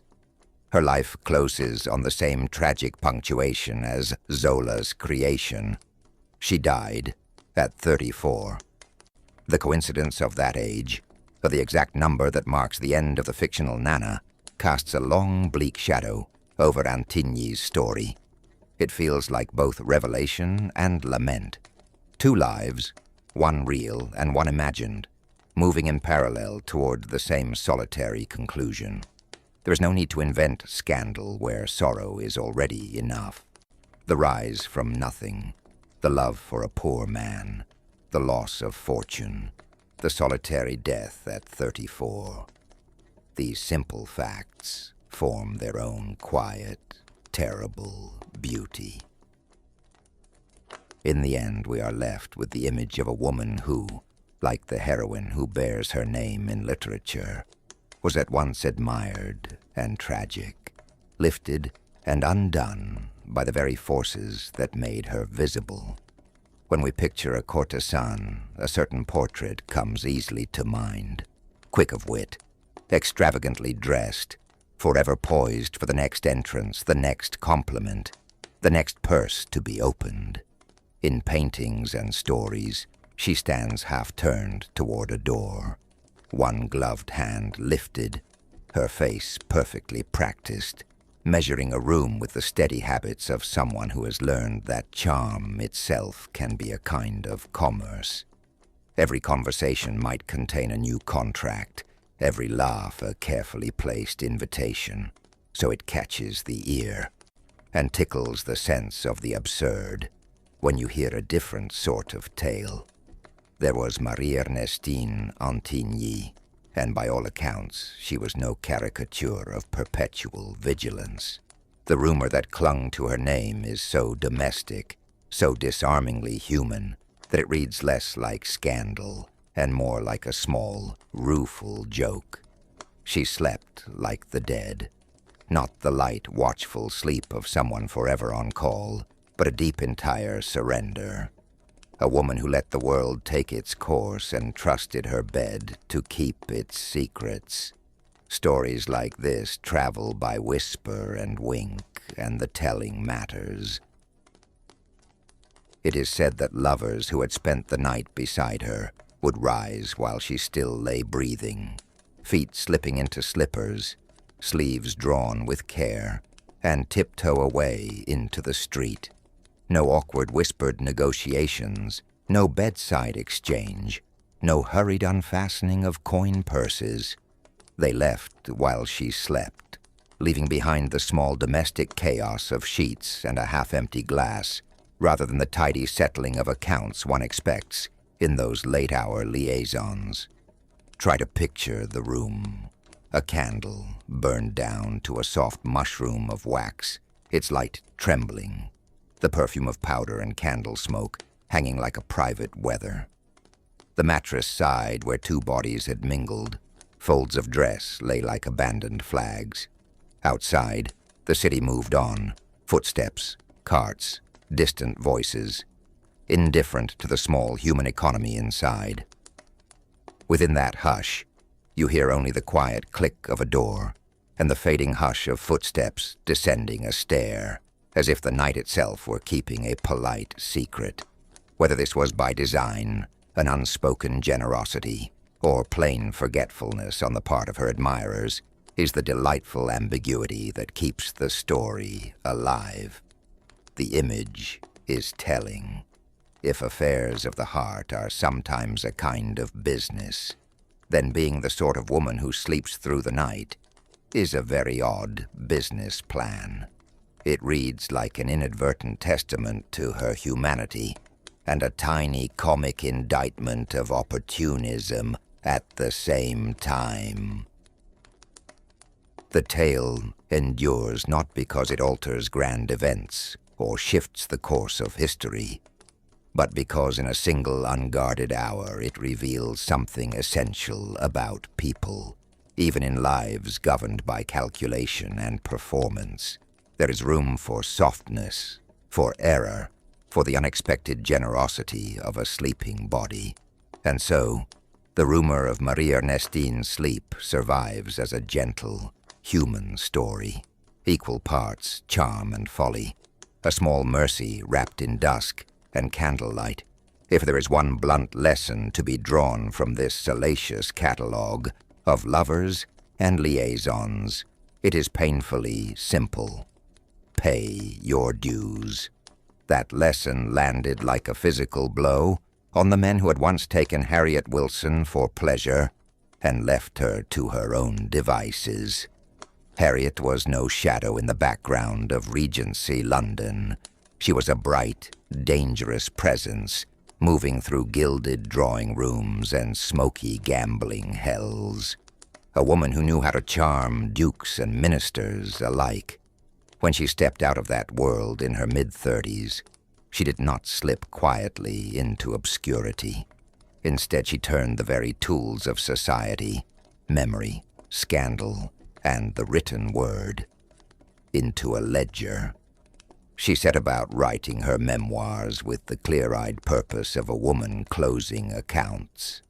The pages she produced were not dry recitals, but a vivid, unflinching chronicle of intimacies and betrayals, a roll call of names and letters that read like a map of power and appetite.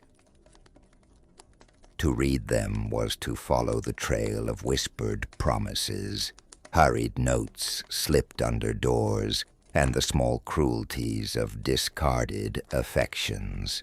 For the men named, these memoirs were a rude and public wake-up call.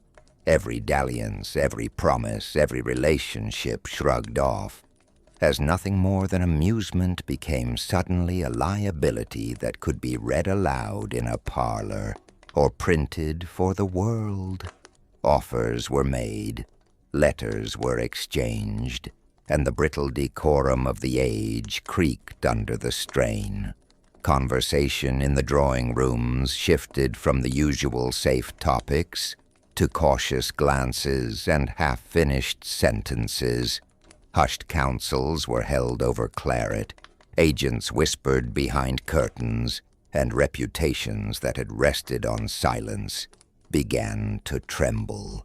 One reply, sharp and indifferent, became a line people repeated, an answer that summed up the arrogance of the powerful and the courage of the woman who would not be silenced. In the end, Harriet's decision to record her life forced a reckoning. Her memoirs did more than titillate. They exposed the thinness of social respectability and taught, in the most public way, that debts of the heart and of honor are not easily discarded. What began as scandal became a kind of account-keeping. Names listed, balances claimed, and a lesson laid bare for anyone who thought they could spend without paying. But it wasn't just because she had a writer's soul. Wilson would reveal her ex-clientele's most lewd secrets unless they paid her to edit them out. Many of her lovers were high-ranking statesmen. The Duke of Wellington was even among them, and that threat of exposure was one of the most profitable proof jobs in history. Fanny Murray had once moved through rooms like a small, inevitable storm, admired, sought after, a rumor you felt before you saw her, wrapped in silk and laughter. By the 1750s, though, those rooms had begun to change. London seasons could turn favor into forgetfulness, and when fortune slipped away, the crowd left, and the stage grew cold. Left alone, she discovered a terrible, practical power. The past, for Fanny, was not softened by time. It was a ledger she could open and read. She had watched how certain men buried their mistakes with money, influence, and silence. She understood the bookkeeping of shame, and she learned to use that knowledge as currency. One family in particular stood on the margins of her life. Years earlier, when she was only 12, a rich man had taken advantage of her. A wound that never quite healed, but instead turned into a sharp, insistent tally. Time did not blunt that pain. It taught her how to make it speak in a language the powerful understood. When she learned that the son of that very man was about to be married, something in her shifted. The thought of a new household built on an old hidden wrong felt like coal under her tongue. She could have choked on it, or she could turn it into action. So she wrote. The letter she sent was not a flourish of drama. It was plain, unflinching, a cold ledger entry. She laid out what had been done to her, the seduction and the shame, the wrong committed when she was a child, not as accusation for the public, but as a fact no honorable man could ignore. It was meant to be understood and answered without spectacle. The response was as decisive as it was discreet. Rather than risk scandal, the newlyweds chose a different path. They sent Fanny a yearly stipend of £200. It was an arrangement of silence, not a court verdict, not forgiveness, but a practical settlement, money in exchange for discretion. For Fanny, the payment was more than income. It was a fierce, complicated currency of agency.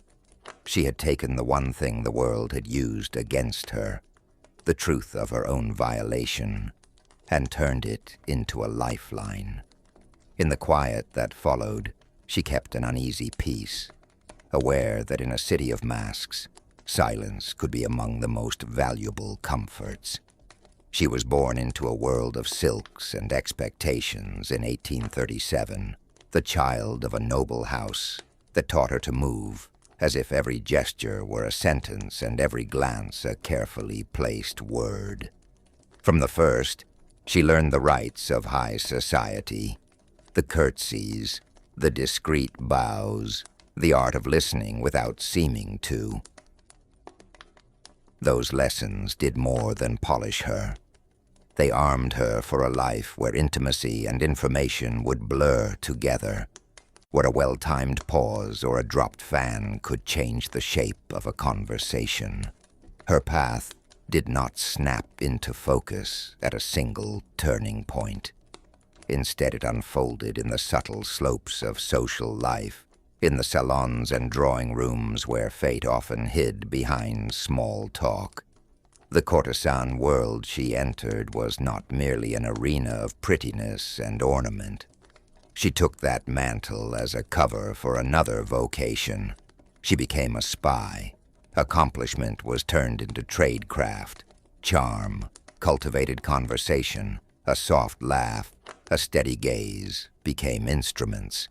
Where others heard flattery, she listened for the little slips and sighs that reveal more than any proclamation. Her marks were the great figures of the age. She drew near to Louis Napoleon, Napoleon III, with a poise that made political theater feel intimate, and she crossed the path of Victor Emmanuel VI with the same fearless elegance. These encounters were not casual acquaintances, but focal points where affairs of state and private desires swirled together. In candlelit salons, between the clink of glass and the rustle of silk, she could turn an evening's conversation into a channel of information, catching confidences that would otherwise drift away like perfume on the air. Through a marriage that life would cast off, she carried the title the world remembers, the Countess Castiglione. The name hung like both mask and medal, a public label that could conceal as much as it revealed. In that title lived the paradox of her existence. Nobility tethered to something wilder, a life of performance woven into a life of purpose. She moved between salons and secrets, with the careful economy of someone who knew how to be seen and what to hide. Always mindful of the stage she occupied, she used every mannered bow and practiced smile, not just to enchant, but to gather. Her presence became a reservoir of influence, a quiet force in rooms full of noise, proving that history often notices first those who have learned the fine art of being looked at and of looking back. Money and desire have always shared a peculiar currency, counted as much in whispered promises as in the clink of coin on silver. In the salons and private chambers of Europe, that currency had many faces, a modest sum for a passing favor, a princely allowance for a permanent attachment, and, for some whose names were spoken like legends, amounts that made even the richest men blanch. The trade was not only about bodies, It was theater and reputation, a ledger of social power where a fee recorded more than a moment. It registered influence, taste, and an invitation into a world most could only glimpse. In that rarefied sphere, the usual ceilings dissolved, and rumor moved faster than truth, gilding every story with a sheen of possibility. Names could command fortunes. The famous drew the wealthy and the curious alike, and in their presence, ordinary measures of time and attention were stretched thin and appraised, as if at auction. The very act of taking another's company became a purchase of persona. Clients paid not just for companionship, but for the rare collision of beauty, wit, and influence. The most renowned could price an hour as if it were a work of art, and those hours carried value far beyond the money exchanged. Consider Virginia Castiglione, an Italian courtesan who moved through courts and drawing rooms with a poise that felt elemental. She was more than a name. She was a story, a rumor, a presence that reshaped the atmosphere of a room. For those who sought her, the cost of an encounter could be staggering. On a single occasion, for a single half-day, 12 hours of her time, she was paid an almost inconceivable sum, 1 million francs. The number reads like a fever dream, and yet it anchors the scale of what fame could purchase. Not merely an evening's company, but the acquisition of a myth, the promise of access to a woman whose brilliance could alter reputations and linger in memory long after the candles had guttered. Picture the scene, silk and shadow, the hush of servants drawing curtains, the warm, heady perfume of oils and smoke. A man, steady-handed and intent, lays a packet of banknotes upon the table. The paper is as crisp as the intentions behind it. She takes it with a careful, practiced grace, fully aware of what it means to be both desired and commodified. There is a solitary edge to such transactions, the knowledge that time has been turned into coin, that intimacy can be scheduled and priced. But for those 12 hours, with the world temporarily suspended and the price paid, Virginia became an absolute, the center of attention, the axis upon which a private universe revolved. She was, in a way, no one before her had quite been. The first modern fashion model Europe ever knew. A living figure of style, whose very presence taught people how to look, how to move, how to be admired. Countess Castiglione held both the title of courtesan and the authority of a sovereign of elegance. Her reputation didn't arrive by accident. It was built, sharpened, and staged until her image felt inevitable. She made the role hers with a rare mixture of intelligence, craft, and a theatrical command that turned small gestures into declarations, a practiced tilt of the head, the deliberate fall of a sleeve, the slow, knowing smile. Each motion was rehearsed until it could stop a conversation and start a rumor. In salons and antechambers, she was an event in herself. In the imagination of the city, she became an idea, a moving standard of beauty and wit that other women measured themselves against. To outsiders, her success looked effortless. The phrase, super accomplished, barely scratches the surface of how precisely she navigated society's sharp edges, conducting a room as a maestro conducts an orchestra, speaking with fabric and posture, making fashion into language and appearance, into a kind of diplomacy. People watched, studied, imitated her, and yet time kept the one appointment it keeps with everyone. At 40, the change was seismic. The spell she had cast on a society hungry for perfection began to read back to her, as a conspicuous failure. The public stage that had once celebrated her now mirrored the marks of age she could not, or would not, accept. Her reaction was not a graceful bow, but a retreat. The flamboyance that had defined her softened into withdrawal, and the Countess, almost overnight, became a different story, the notorious recluse. After that turning point, she lived almost entirely behind closed doors.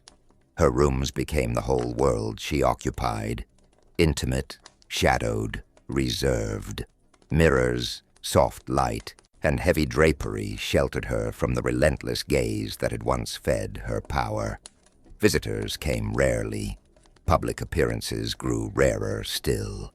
For a society that had watched her so openly, the withdrawal felt like a small, scandalous tragedy. The woman who had taught Europe how to see fashion, now content to be seen by no one. She spent the rest of her life there, receding from spectacle into memory. Once a dazzling light, she became a figure people whispered about, proof that even the most brilliant presences can, when they dim, choose silence over applause. Not every marriage born of desire and convenience survives the small, terrible clarifications that come with dawn. Esther Lachmann, known in salons and whispered gossip as the Marquise de la Paiva, carried a past that glittered and hid at once. She had become a kind of legend in Paris. Her beauty and audacity drew men like moths to flame, and she moved through rooms like a current of perfume and silk. Eyes followed the cut of her dress, the tilt of her chin, the laugh that promised secrets without giving them away. Yet behind that confident public air she kept a truth close to her breast, folded as carefully as a handkerchief in a pocket. They married beneath the bright, ceremonial hush you expect of an aristocratic union. Flowers arranged like small white suns, faces made formal by etiquette, the soft scrape of carriages on the street outside. To the onlookers, the day glittered with the ritual of alliance and the triumph of beauty tamed into respectability. For Esther, standing amid the applause, it must have felt like a narrow theater. Masks pressed tight, the applause muffled at the edges. The man she married, a Portuguese nobleman, stepped forward with the confidence of rank and a faith in the fragile rules of honor that governed his world. That morning meant, to him, dignity reclaimed, and a future he thought he understood. Mourning, however, has a way of insisting on truth. In the small hours after the celebration, when silk no longer rustled with conversation, and the city took on that Sunday hush, the moment came when explanations either must be made or kept. Esther chose that quiet hour to reveal what some would have called unmentionable, the life she had once led as a courtesan. For many in Paris, the fact was not news, so much as a collision point. The moment when public rumor met a private admission, when reputation confronted expectation, and a man's sense of himself. The nobleman recoiled with the speed of someone who could not reconcile a world that had long tolerated certain things with his own rigid code. Shame fell over him like a heavy garment. In a society where appearances were the daily currency, losing face felt indistinguishable from ruin. He left almost at once, returning home with the desperate haste of a man trying to outrun humiliation. Back in his homeland, unable to bear the weight of what he believed had been done to his honor, he took his own life. There is a cold clarity to that final act, an abrupt severing, a sudden silence after a noise that once commanded attention. For Esther, for Paris, for the web of whispers that stitched together reputations, The episode became another proof of how late truths can be fatal. This is not a neat moral wrapped in judgment, but a plain observation of human fragility. Some things, if held until morning, break more than promises. They break people. In the crowded, candlelit ateliers and narrow alleys of Rome, where incense blended with the tang of oil paint and every doorway seemed to hide a story, the line between the sacred and the profane was thinner than anyone liked to admit. Courtesans moved through that world, not only as companions and entertainers, but as visible, cultivated women who, by force of beauty and wit, became fixtures of the city's imagination. Painters, always hungry for truth in flesh and face, found in them something irreplaceable, an immediacy of presence, a way of looking that carried both the world's wear and its impossible grace. Into that charged atmosphere stepped Filide Melandroni, known in Rome for her sharp intelligence as much as for her looks. She belonged to the public life of the city, appearing in taverns and private rooms, a woman both admired and whispered about. To artists who wandered the same streets and shared the same rooms, she offered an unvarnished reality that could be transfigured by paint.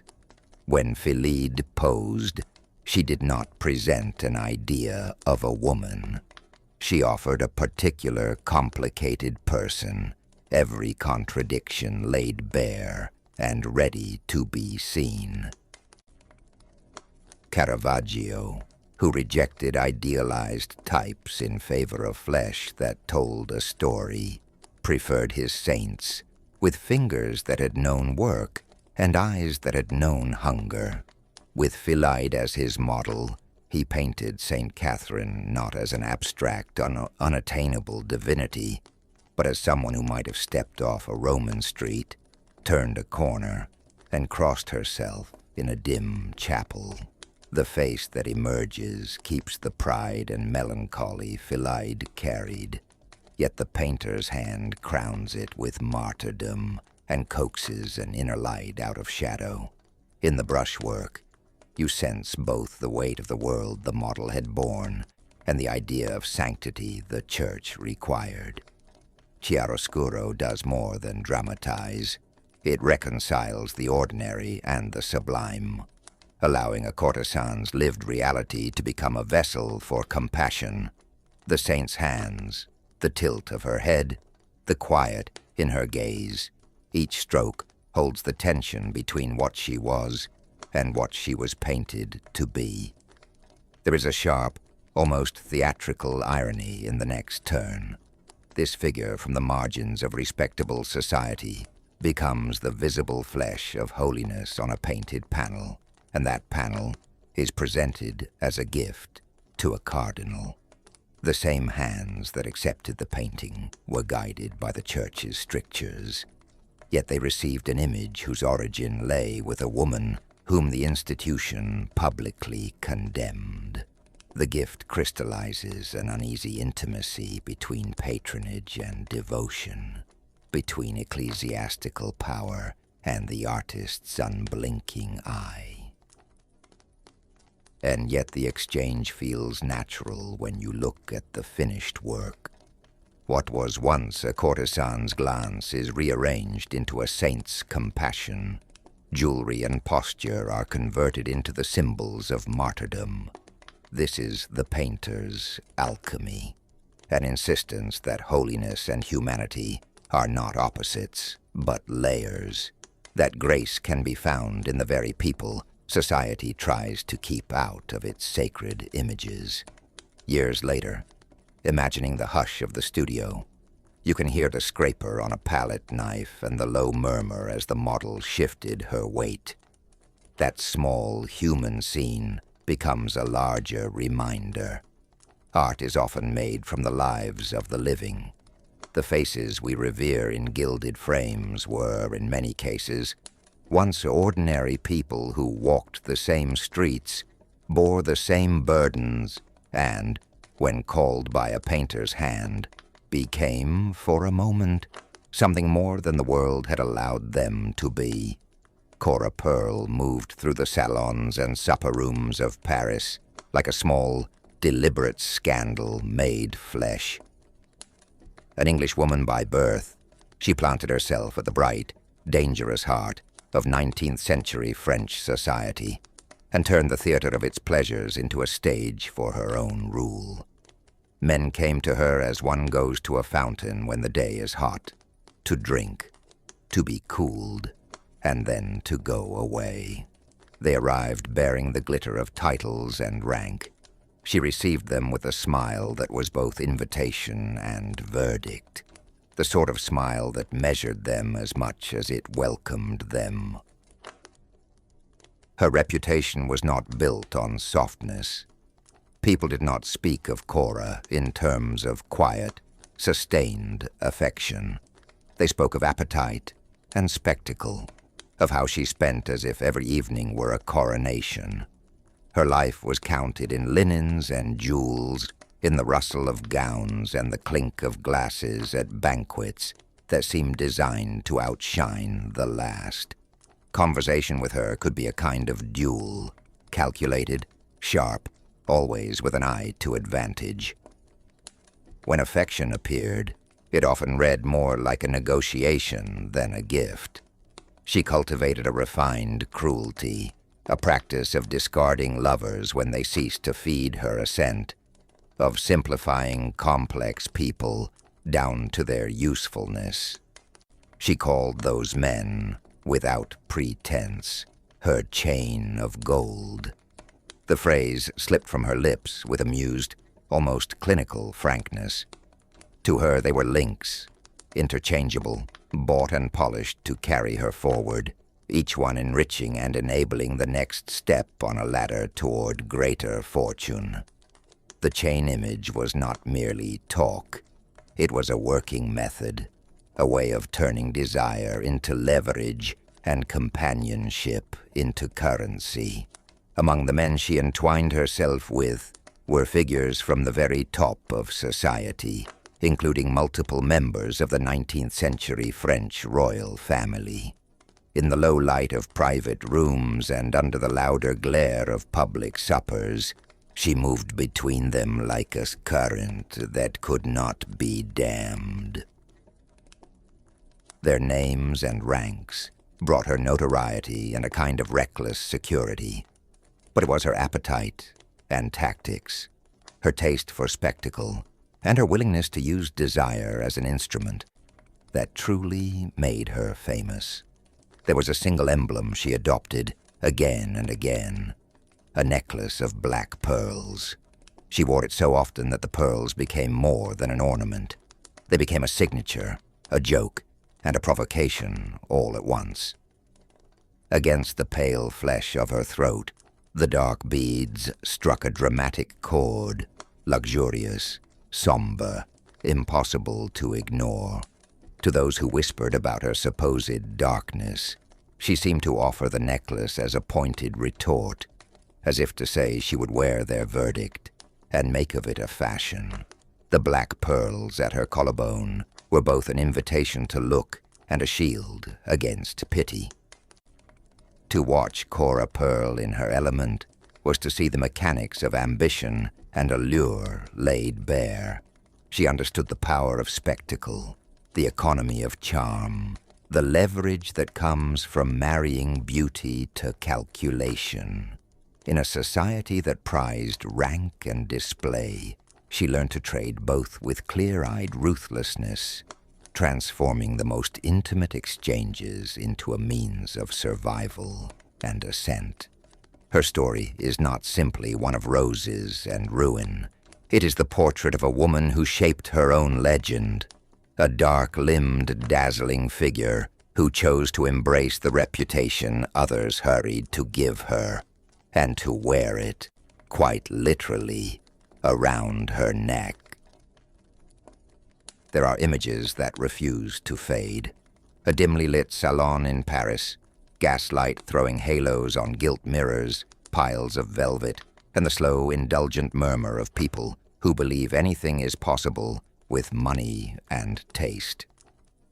Into one such room, amid the clink of glass and the soft scrape of silk, Cora Pearl made an entrance that has been retold ever since.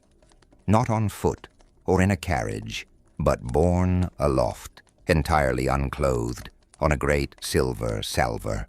An army of liveried servants lifted her like a sacrament, the metal flashing under the lamps as they carried her across the marble.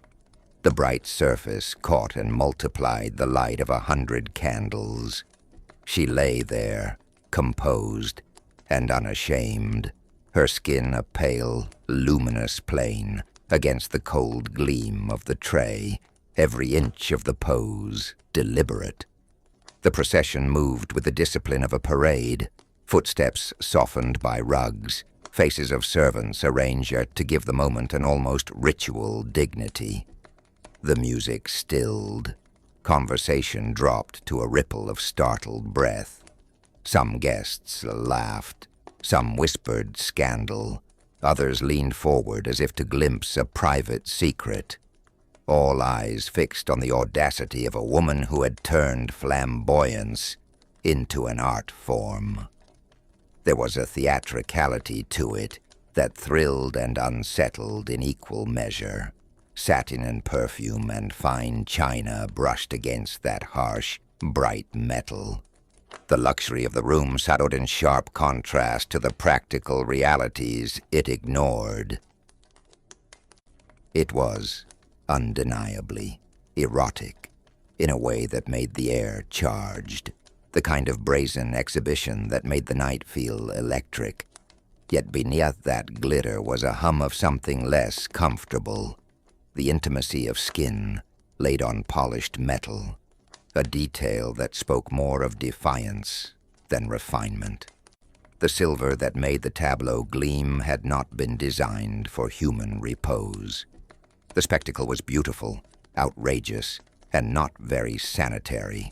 That single image, Cora Pearl carried naked and serene across a glittering party, captured an era's appetite for excess.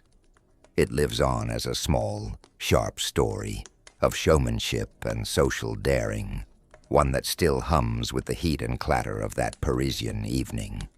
The lamps, the laughter, the click of heels on marble, and the impossible glint of metal holding a woman like a jewel. In the crowded, gaslit streets of 18th century London, a single name can send a ripple through coffee houses, playhouses, and supper rooms. A name spoken with equal parts curiosity, admiration, and scandal. That name was Kitty Fisher. She is remembered today as one of the very first figures to occupy a kind of public space we now recognize as celebrity. Not a noblewoman known by birthright, nor an artist famed for a single work, but a personality whose life, looks, and quarrels became a kind of entertainment for a city hungry for stories. Kitty was an English courtesan whose presence seemed to bleed into the printed streets. The earliest tabloid press, hungry for copy and drawn to the theatrical human drama of the moment, made her a fixture. Reporters and pamphleteers followed her feuds with the same relentless appetite they reserved for politics and theater gossip. Arguments, rivalries, the cut of a new gown, small and large incidents alike, were transformed into headlines and rumor, passed from hand to hand and table to table until they became part of the city's nightly conversation. Her fashion choices read like proclamations. The way she dressed, flounced, and presented herself set trends and provoked commentary in equal measure. A new ribbon, a daring sleeve, a coquettish tilt of a hat. These were not private eccentricities, but public statements, discussed in salons and shouted over the clatter of carriage wheels. In a city where appearance was currency, Kitty spent it boldly, and the city responded in kind. Beyond the prose of scandal, there was a visual hunger that words alone could not sate. Kitty's face and figure were captured in engravings, prints that circulated widely, copied and reprinted by admirers and sellers alike. These were not restrained portraits meant for museums. They were posed, suggestive and charged with a kind of private invitation.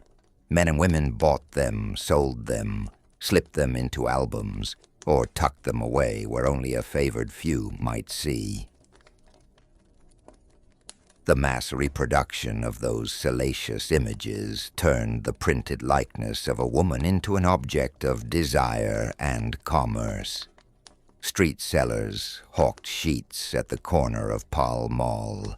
Shop windows displayed delicate impressions behind glass. And a single image could be passed along like a rumor, taking on new meaning with each hand that held it.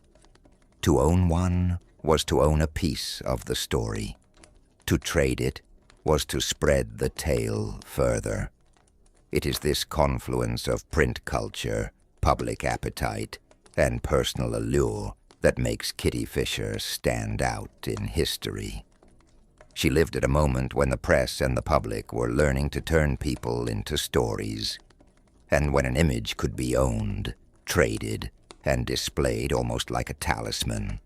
In that sense, the engraved likenesses of Kitty Fisher are not merely artifacts.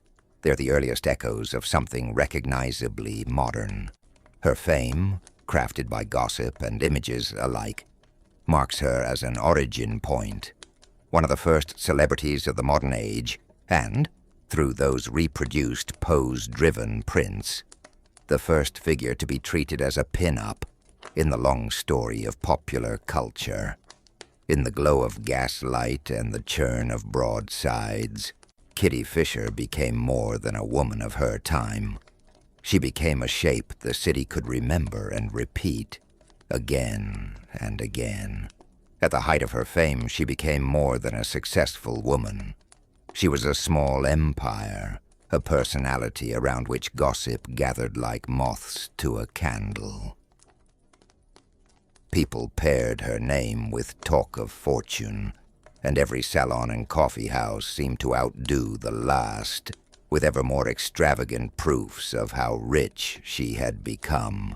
Out of that feverish, admiring, and jealous atmosphere comes Giacomo Casanova's tale, not as a dry ledger entry, but as a deliciously scandalous image that instantly made listeners lean in. Casanova told a rumor that she had eaten a banknote for 1,000 guineas on a slice of bread and butter for breakfast. Picture it, a plain slice of bread and butter, domestic and ordinary, set beside a bill whose number alone could buy a lifetime of comforts. A woman for whom such inequality between coin and crust had grown almost absurd. The humor of the scene is part grease paint, part defiance, the casual indifference to money transformed into theater. Whether anyone really swallowed paper that morning mattered less than the point the story made. It traveled because it captured two truths at once: the astonishment people felt at her wealth, and the way rumor could lift an ordinary fortune into legend. Casanova's line did more than report a jest. It painted a portrait of excess that was vivid and unforgettable, a little hard to believe, and a little easier to admire. She had once been a figure of lights and whispers, a star who moved through salons and theaters with the easy command of someone born to hold a room. Powder and candlelight followed her. Conversations paused when she entered, then resumed in softer tones once she was gone.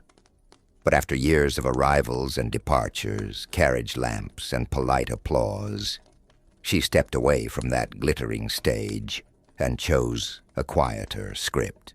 She traded the restless glamour for the steady rhythm of the countryside, seeking an ordinary horizon, the measured hours of household life, the slow turn of seasons, the kind of steadiness she had never let herself keep. In 1766, That quiet became official. She married John Norris, a man of means and public ties, the son of a member of Parliament and comfortably well-do in his own right. The union felt like a crossing of worlds. The luminous, scandal-tinged fame she had cultivated for years meeting the reserved respectability of a country household. For her, it must have been like stepping behind a new curtain, exchanging applause for the small intimacies of domestic routine and the careful etiquette expected of a wife who would carry her husband's name at parish gatherings and county events. But the new life proved painfully brief. Only 4 months into her role as country wife, the promising quiet was cut short. She died within the first fragile season of marriage, no older than 26, young even for those times, leaving behind the sharp ache of what might have been. The contrast between her earlier radiance and this sudden stillness made the loss all the more acute. A bright life snuffed out before it had a chance to settle into the steadier outlines she had been reaching for. In death, she kept a last bit of theater. They buried her in her favorite ball gown, a final deliberate flourish that suited a woman once famed as an ex-courtesan and who had lived with the intensity and flair of a true drama queen. Picture the countryside hush around a grave, the delicate fabric and ornaments she had worn to command a room now folded into the earth. It is a stark, poignant image, a life that glittered briefly, burned bright, and left behind the memory of someone who had moved between worlds so entirely that even her farewell was a scene. Kitty Fisher had a peculiar talent for turning private quarrels into public theater. She could take the small, sharp moments of rivalry and let them bloom until the whole city hummed with gossip. She tended to attention as carefully as a milliner tending ribbon. Every glance, every sigh, every little hiss of silk placed just so. When the newspapers began to print her quarrels, her name spread like a bright stain through drawing rooms and coffee houses, carried from whispered parlors to loud taverns with equal relish. Her most famous antagonist was a noblewoman, Lady Maria Coventry, and the contrast between them delighted everyone who watched. Lady Coventry wore the gravity of pedigree like armor, moving with the slow, assured step of the aristocracy. Kitty answered with sparkle and ease, a performer who knew exactly how to be seen. Where one offered the weight of inherited rank, the other offered the quick, dazzling artifice of display, and that opposition made every encounter seem like the start of a scene. They met in a park, the city favored for its promenades, a stretch of green where carriages coasted, where people paused not to rest, but to be observed. On a day when the sun caught the leaves and the gravel paths were dotted with strollers, the two women found themselves opposite one another.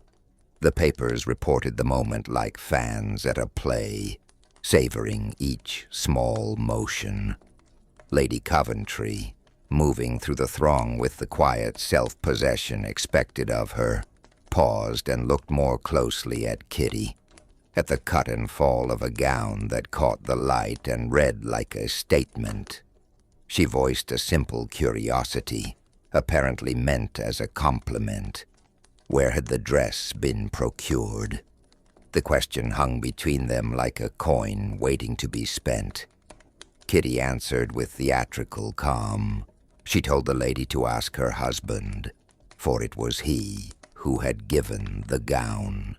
The line landed like a bright, gleaming arrow, economical, pointed, and perfectly timed. There was something almost scripted in the way the exchange appeared on the page. 2 women, 1 small courtesy, 1 sharp reply that cleaved across the usual codes of rank and propriety.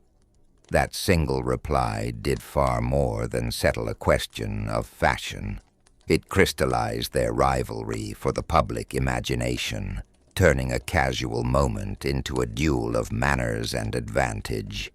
Newspapers reprinted the scene, and listeners delighted in picturing the hush, the lifted chin, the barely concealed smile. In every telling, Kitty Fisher's fame rose again, nourished by a perfectly delivered retort that changed a passing compliment into a public spectacle. When Lady Coventry snapped that Fisher was an impertinent woman, Kitty only smiled. She accepted the insult with a cool little bow of the head, conceding for the moment that Maria outranked her in society.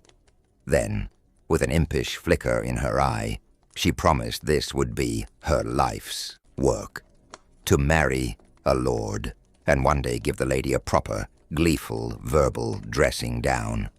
It was catty, theatrical, and entirely in keeping with the kind of salon skirmishes that passed for sport among the fashionable. Into that same orbit moved Ninon de l'Enclos, cutting across the glittering salons of the Sun King's court like a comet through polished crystal, impossible to ignore and hard to pin down. She had the practiced ease of someone who understood the currency of a look and the economy of a smile. A tilt of her head could defuse a sermon. A half-lidded blink could disarm a noble. To be near her was to feel the air rearrange. Hearts softened, stiff resolutions loosened, and even the pious found their discipline waver under her casual scrutiny. People talked about her as though she were a force of nature, witty, unbowed, dangerously free. Someone who made the rules sparkle less and the moment itself more important.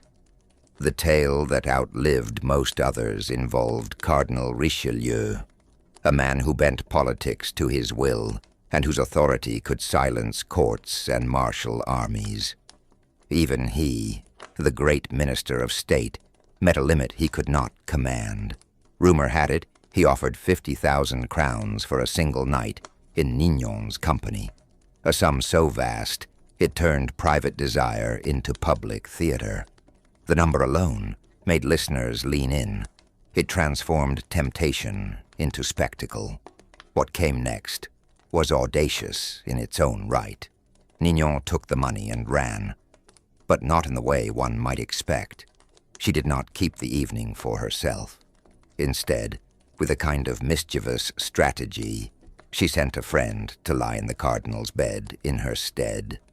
The swap was executed with light-footed daring that turned the affair into legend. Richelieu was left baffled. The court hummed with whispered gossip. The coins had changed hands, and the promised encounter had been cleverly rerouted. It was a small, scandalous episode that revealed everything about her. A woman who turned value into theater, treated gilded rules like paper boats, and could make a man famed for power feel, for a moment, embarrassingly human. When the young king hesitated, and the great machinery of court pressed down on his small shoulders, a decision would loom before him, like a heavy folding door he could not quite force open. In those moments of pressure, he sought one human compass above the rest. Ninon de l'Enclos. Not a minister with a seal or robes of office, but a single mind he trusted. Quick, unflinching and unbowed by the rituals that smoothed so many courtiers into flattery. After council, in the hush when torchlight threw long shadows against stone and the rustle of silks grew faint, he would pace the corridors and feel the weight of expectation settle back on him. Then, almost to himself, he would ask the question that carried everything. What would Nignon do? The words were small, intimate, a private litmus for public danger. That question spoke of low chambers and late counsel, of a voice that cut through ceremony and fear, and named the hard line between bravery and folly. She had the knack of stripping a problem down to its essentials, of refusing the ornate language that dressed policy in safety. Her confidence was not thunderous but steady, a clear light that revealed where risks lay and what courage might cost. To picture the king asking it is to see him turn for a moment, away from protocol and pomp, toward that clear-eyed clarity. He did not bow to her as to an oracle. He sought an honest mind, one that could weigh danger and daring with equal honesty, and speak the plain truth when others served only flatteries. In the soft echo of his question lived the trust of a ruler hungry for reality, and the quiet power of a woman who would call things as they were.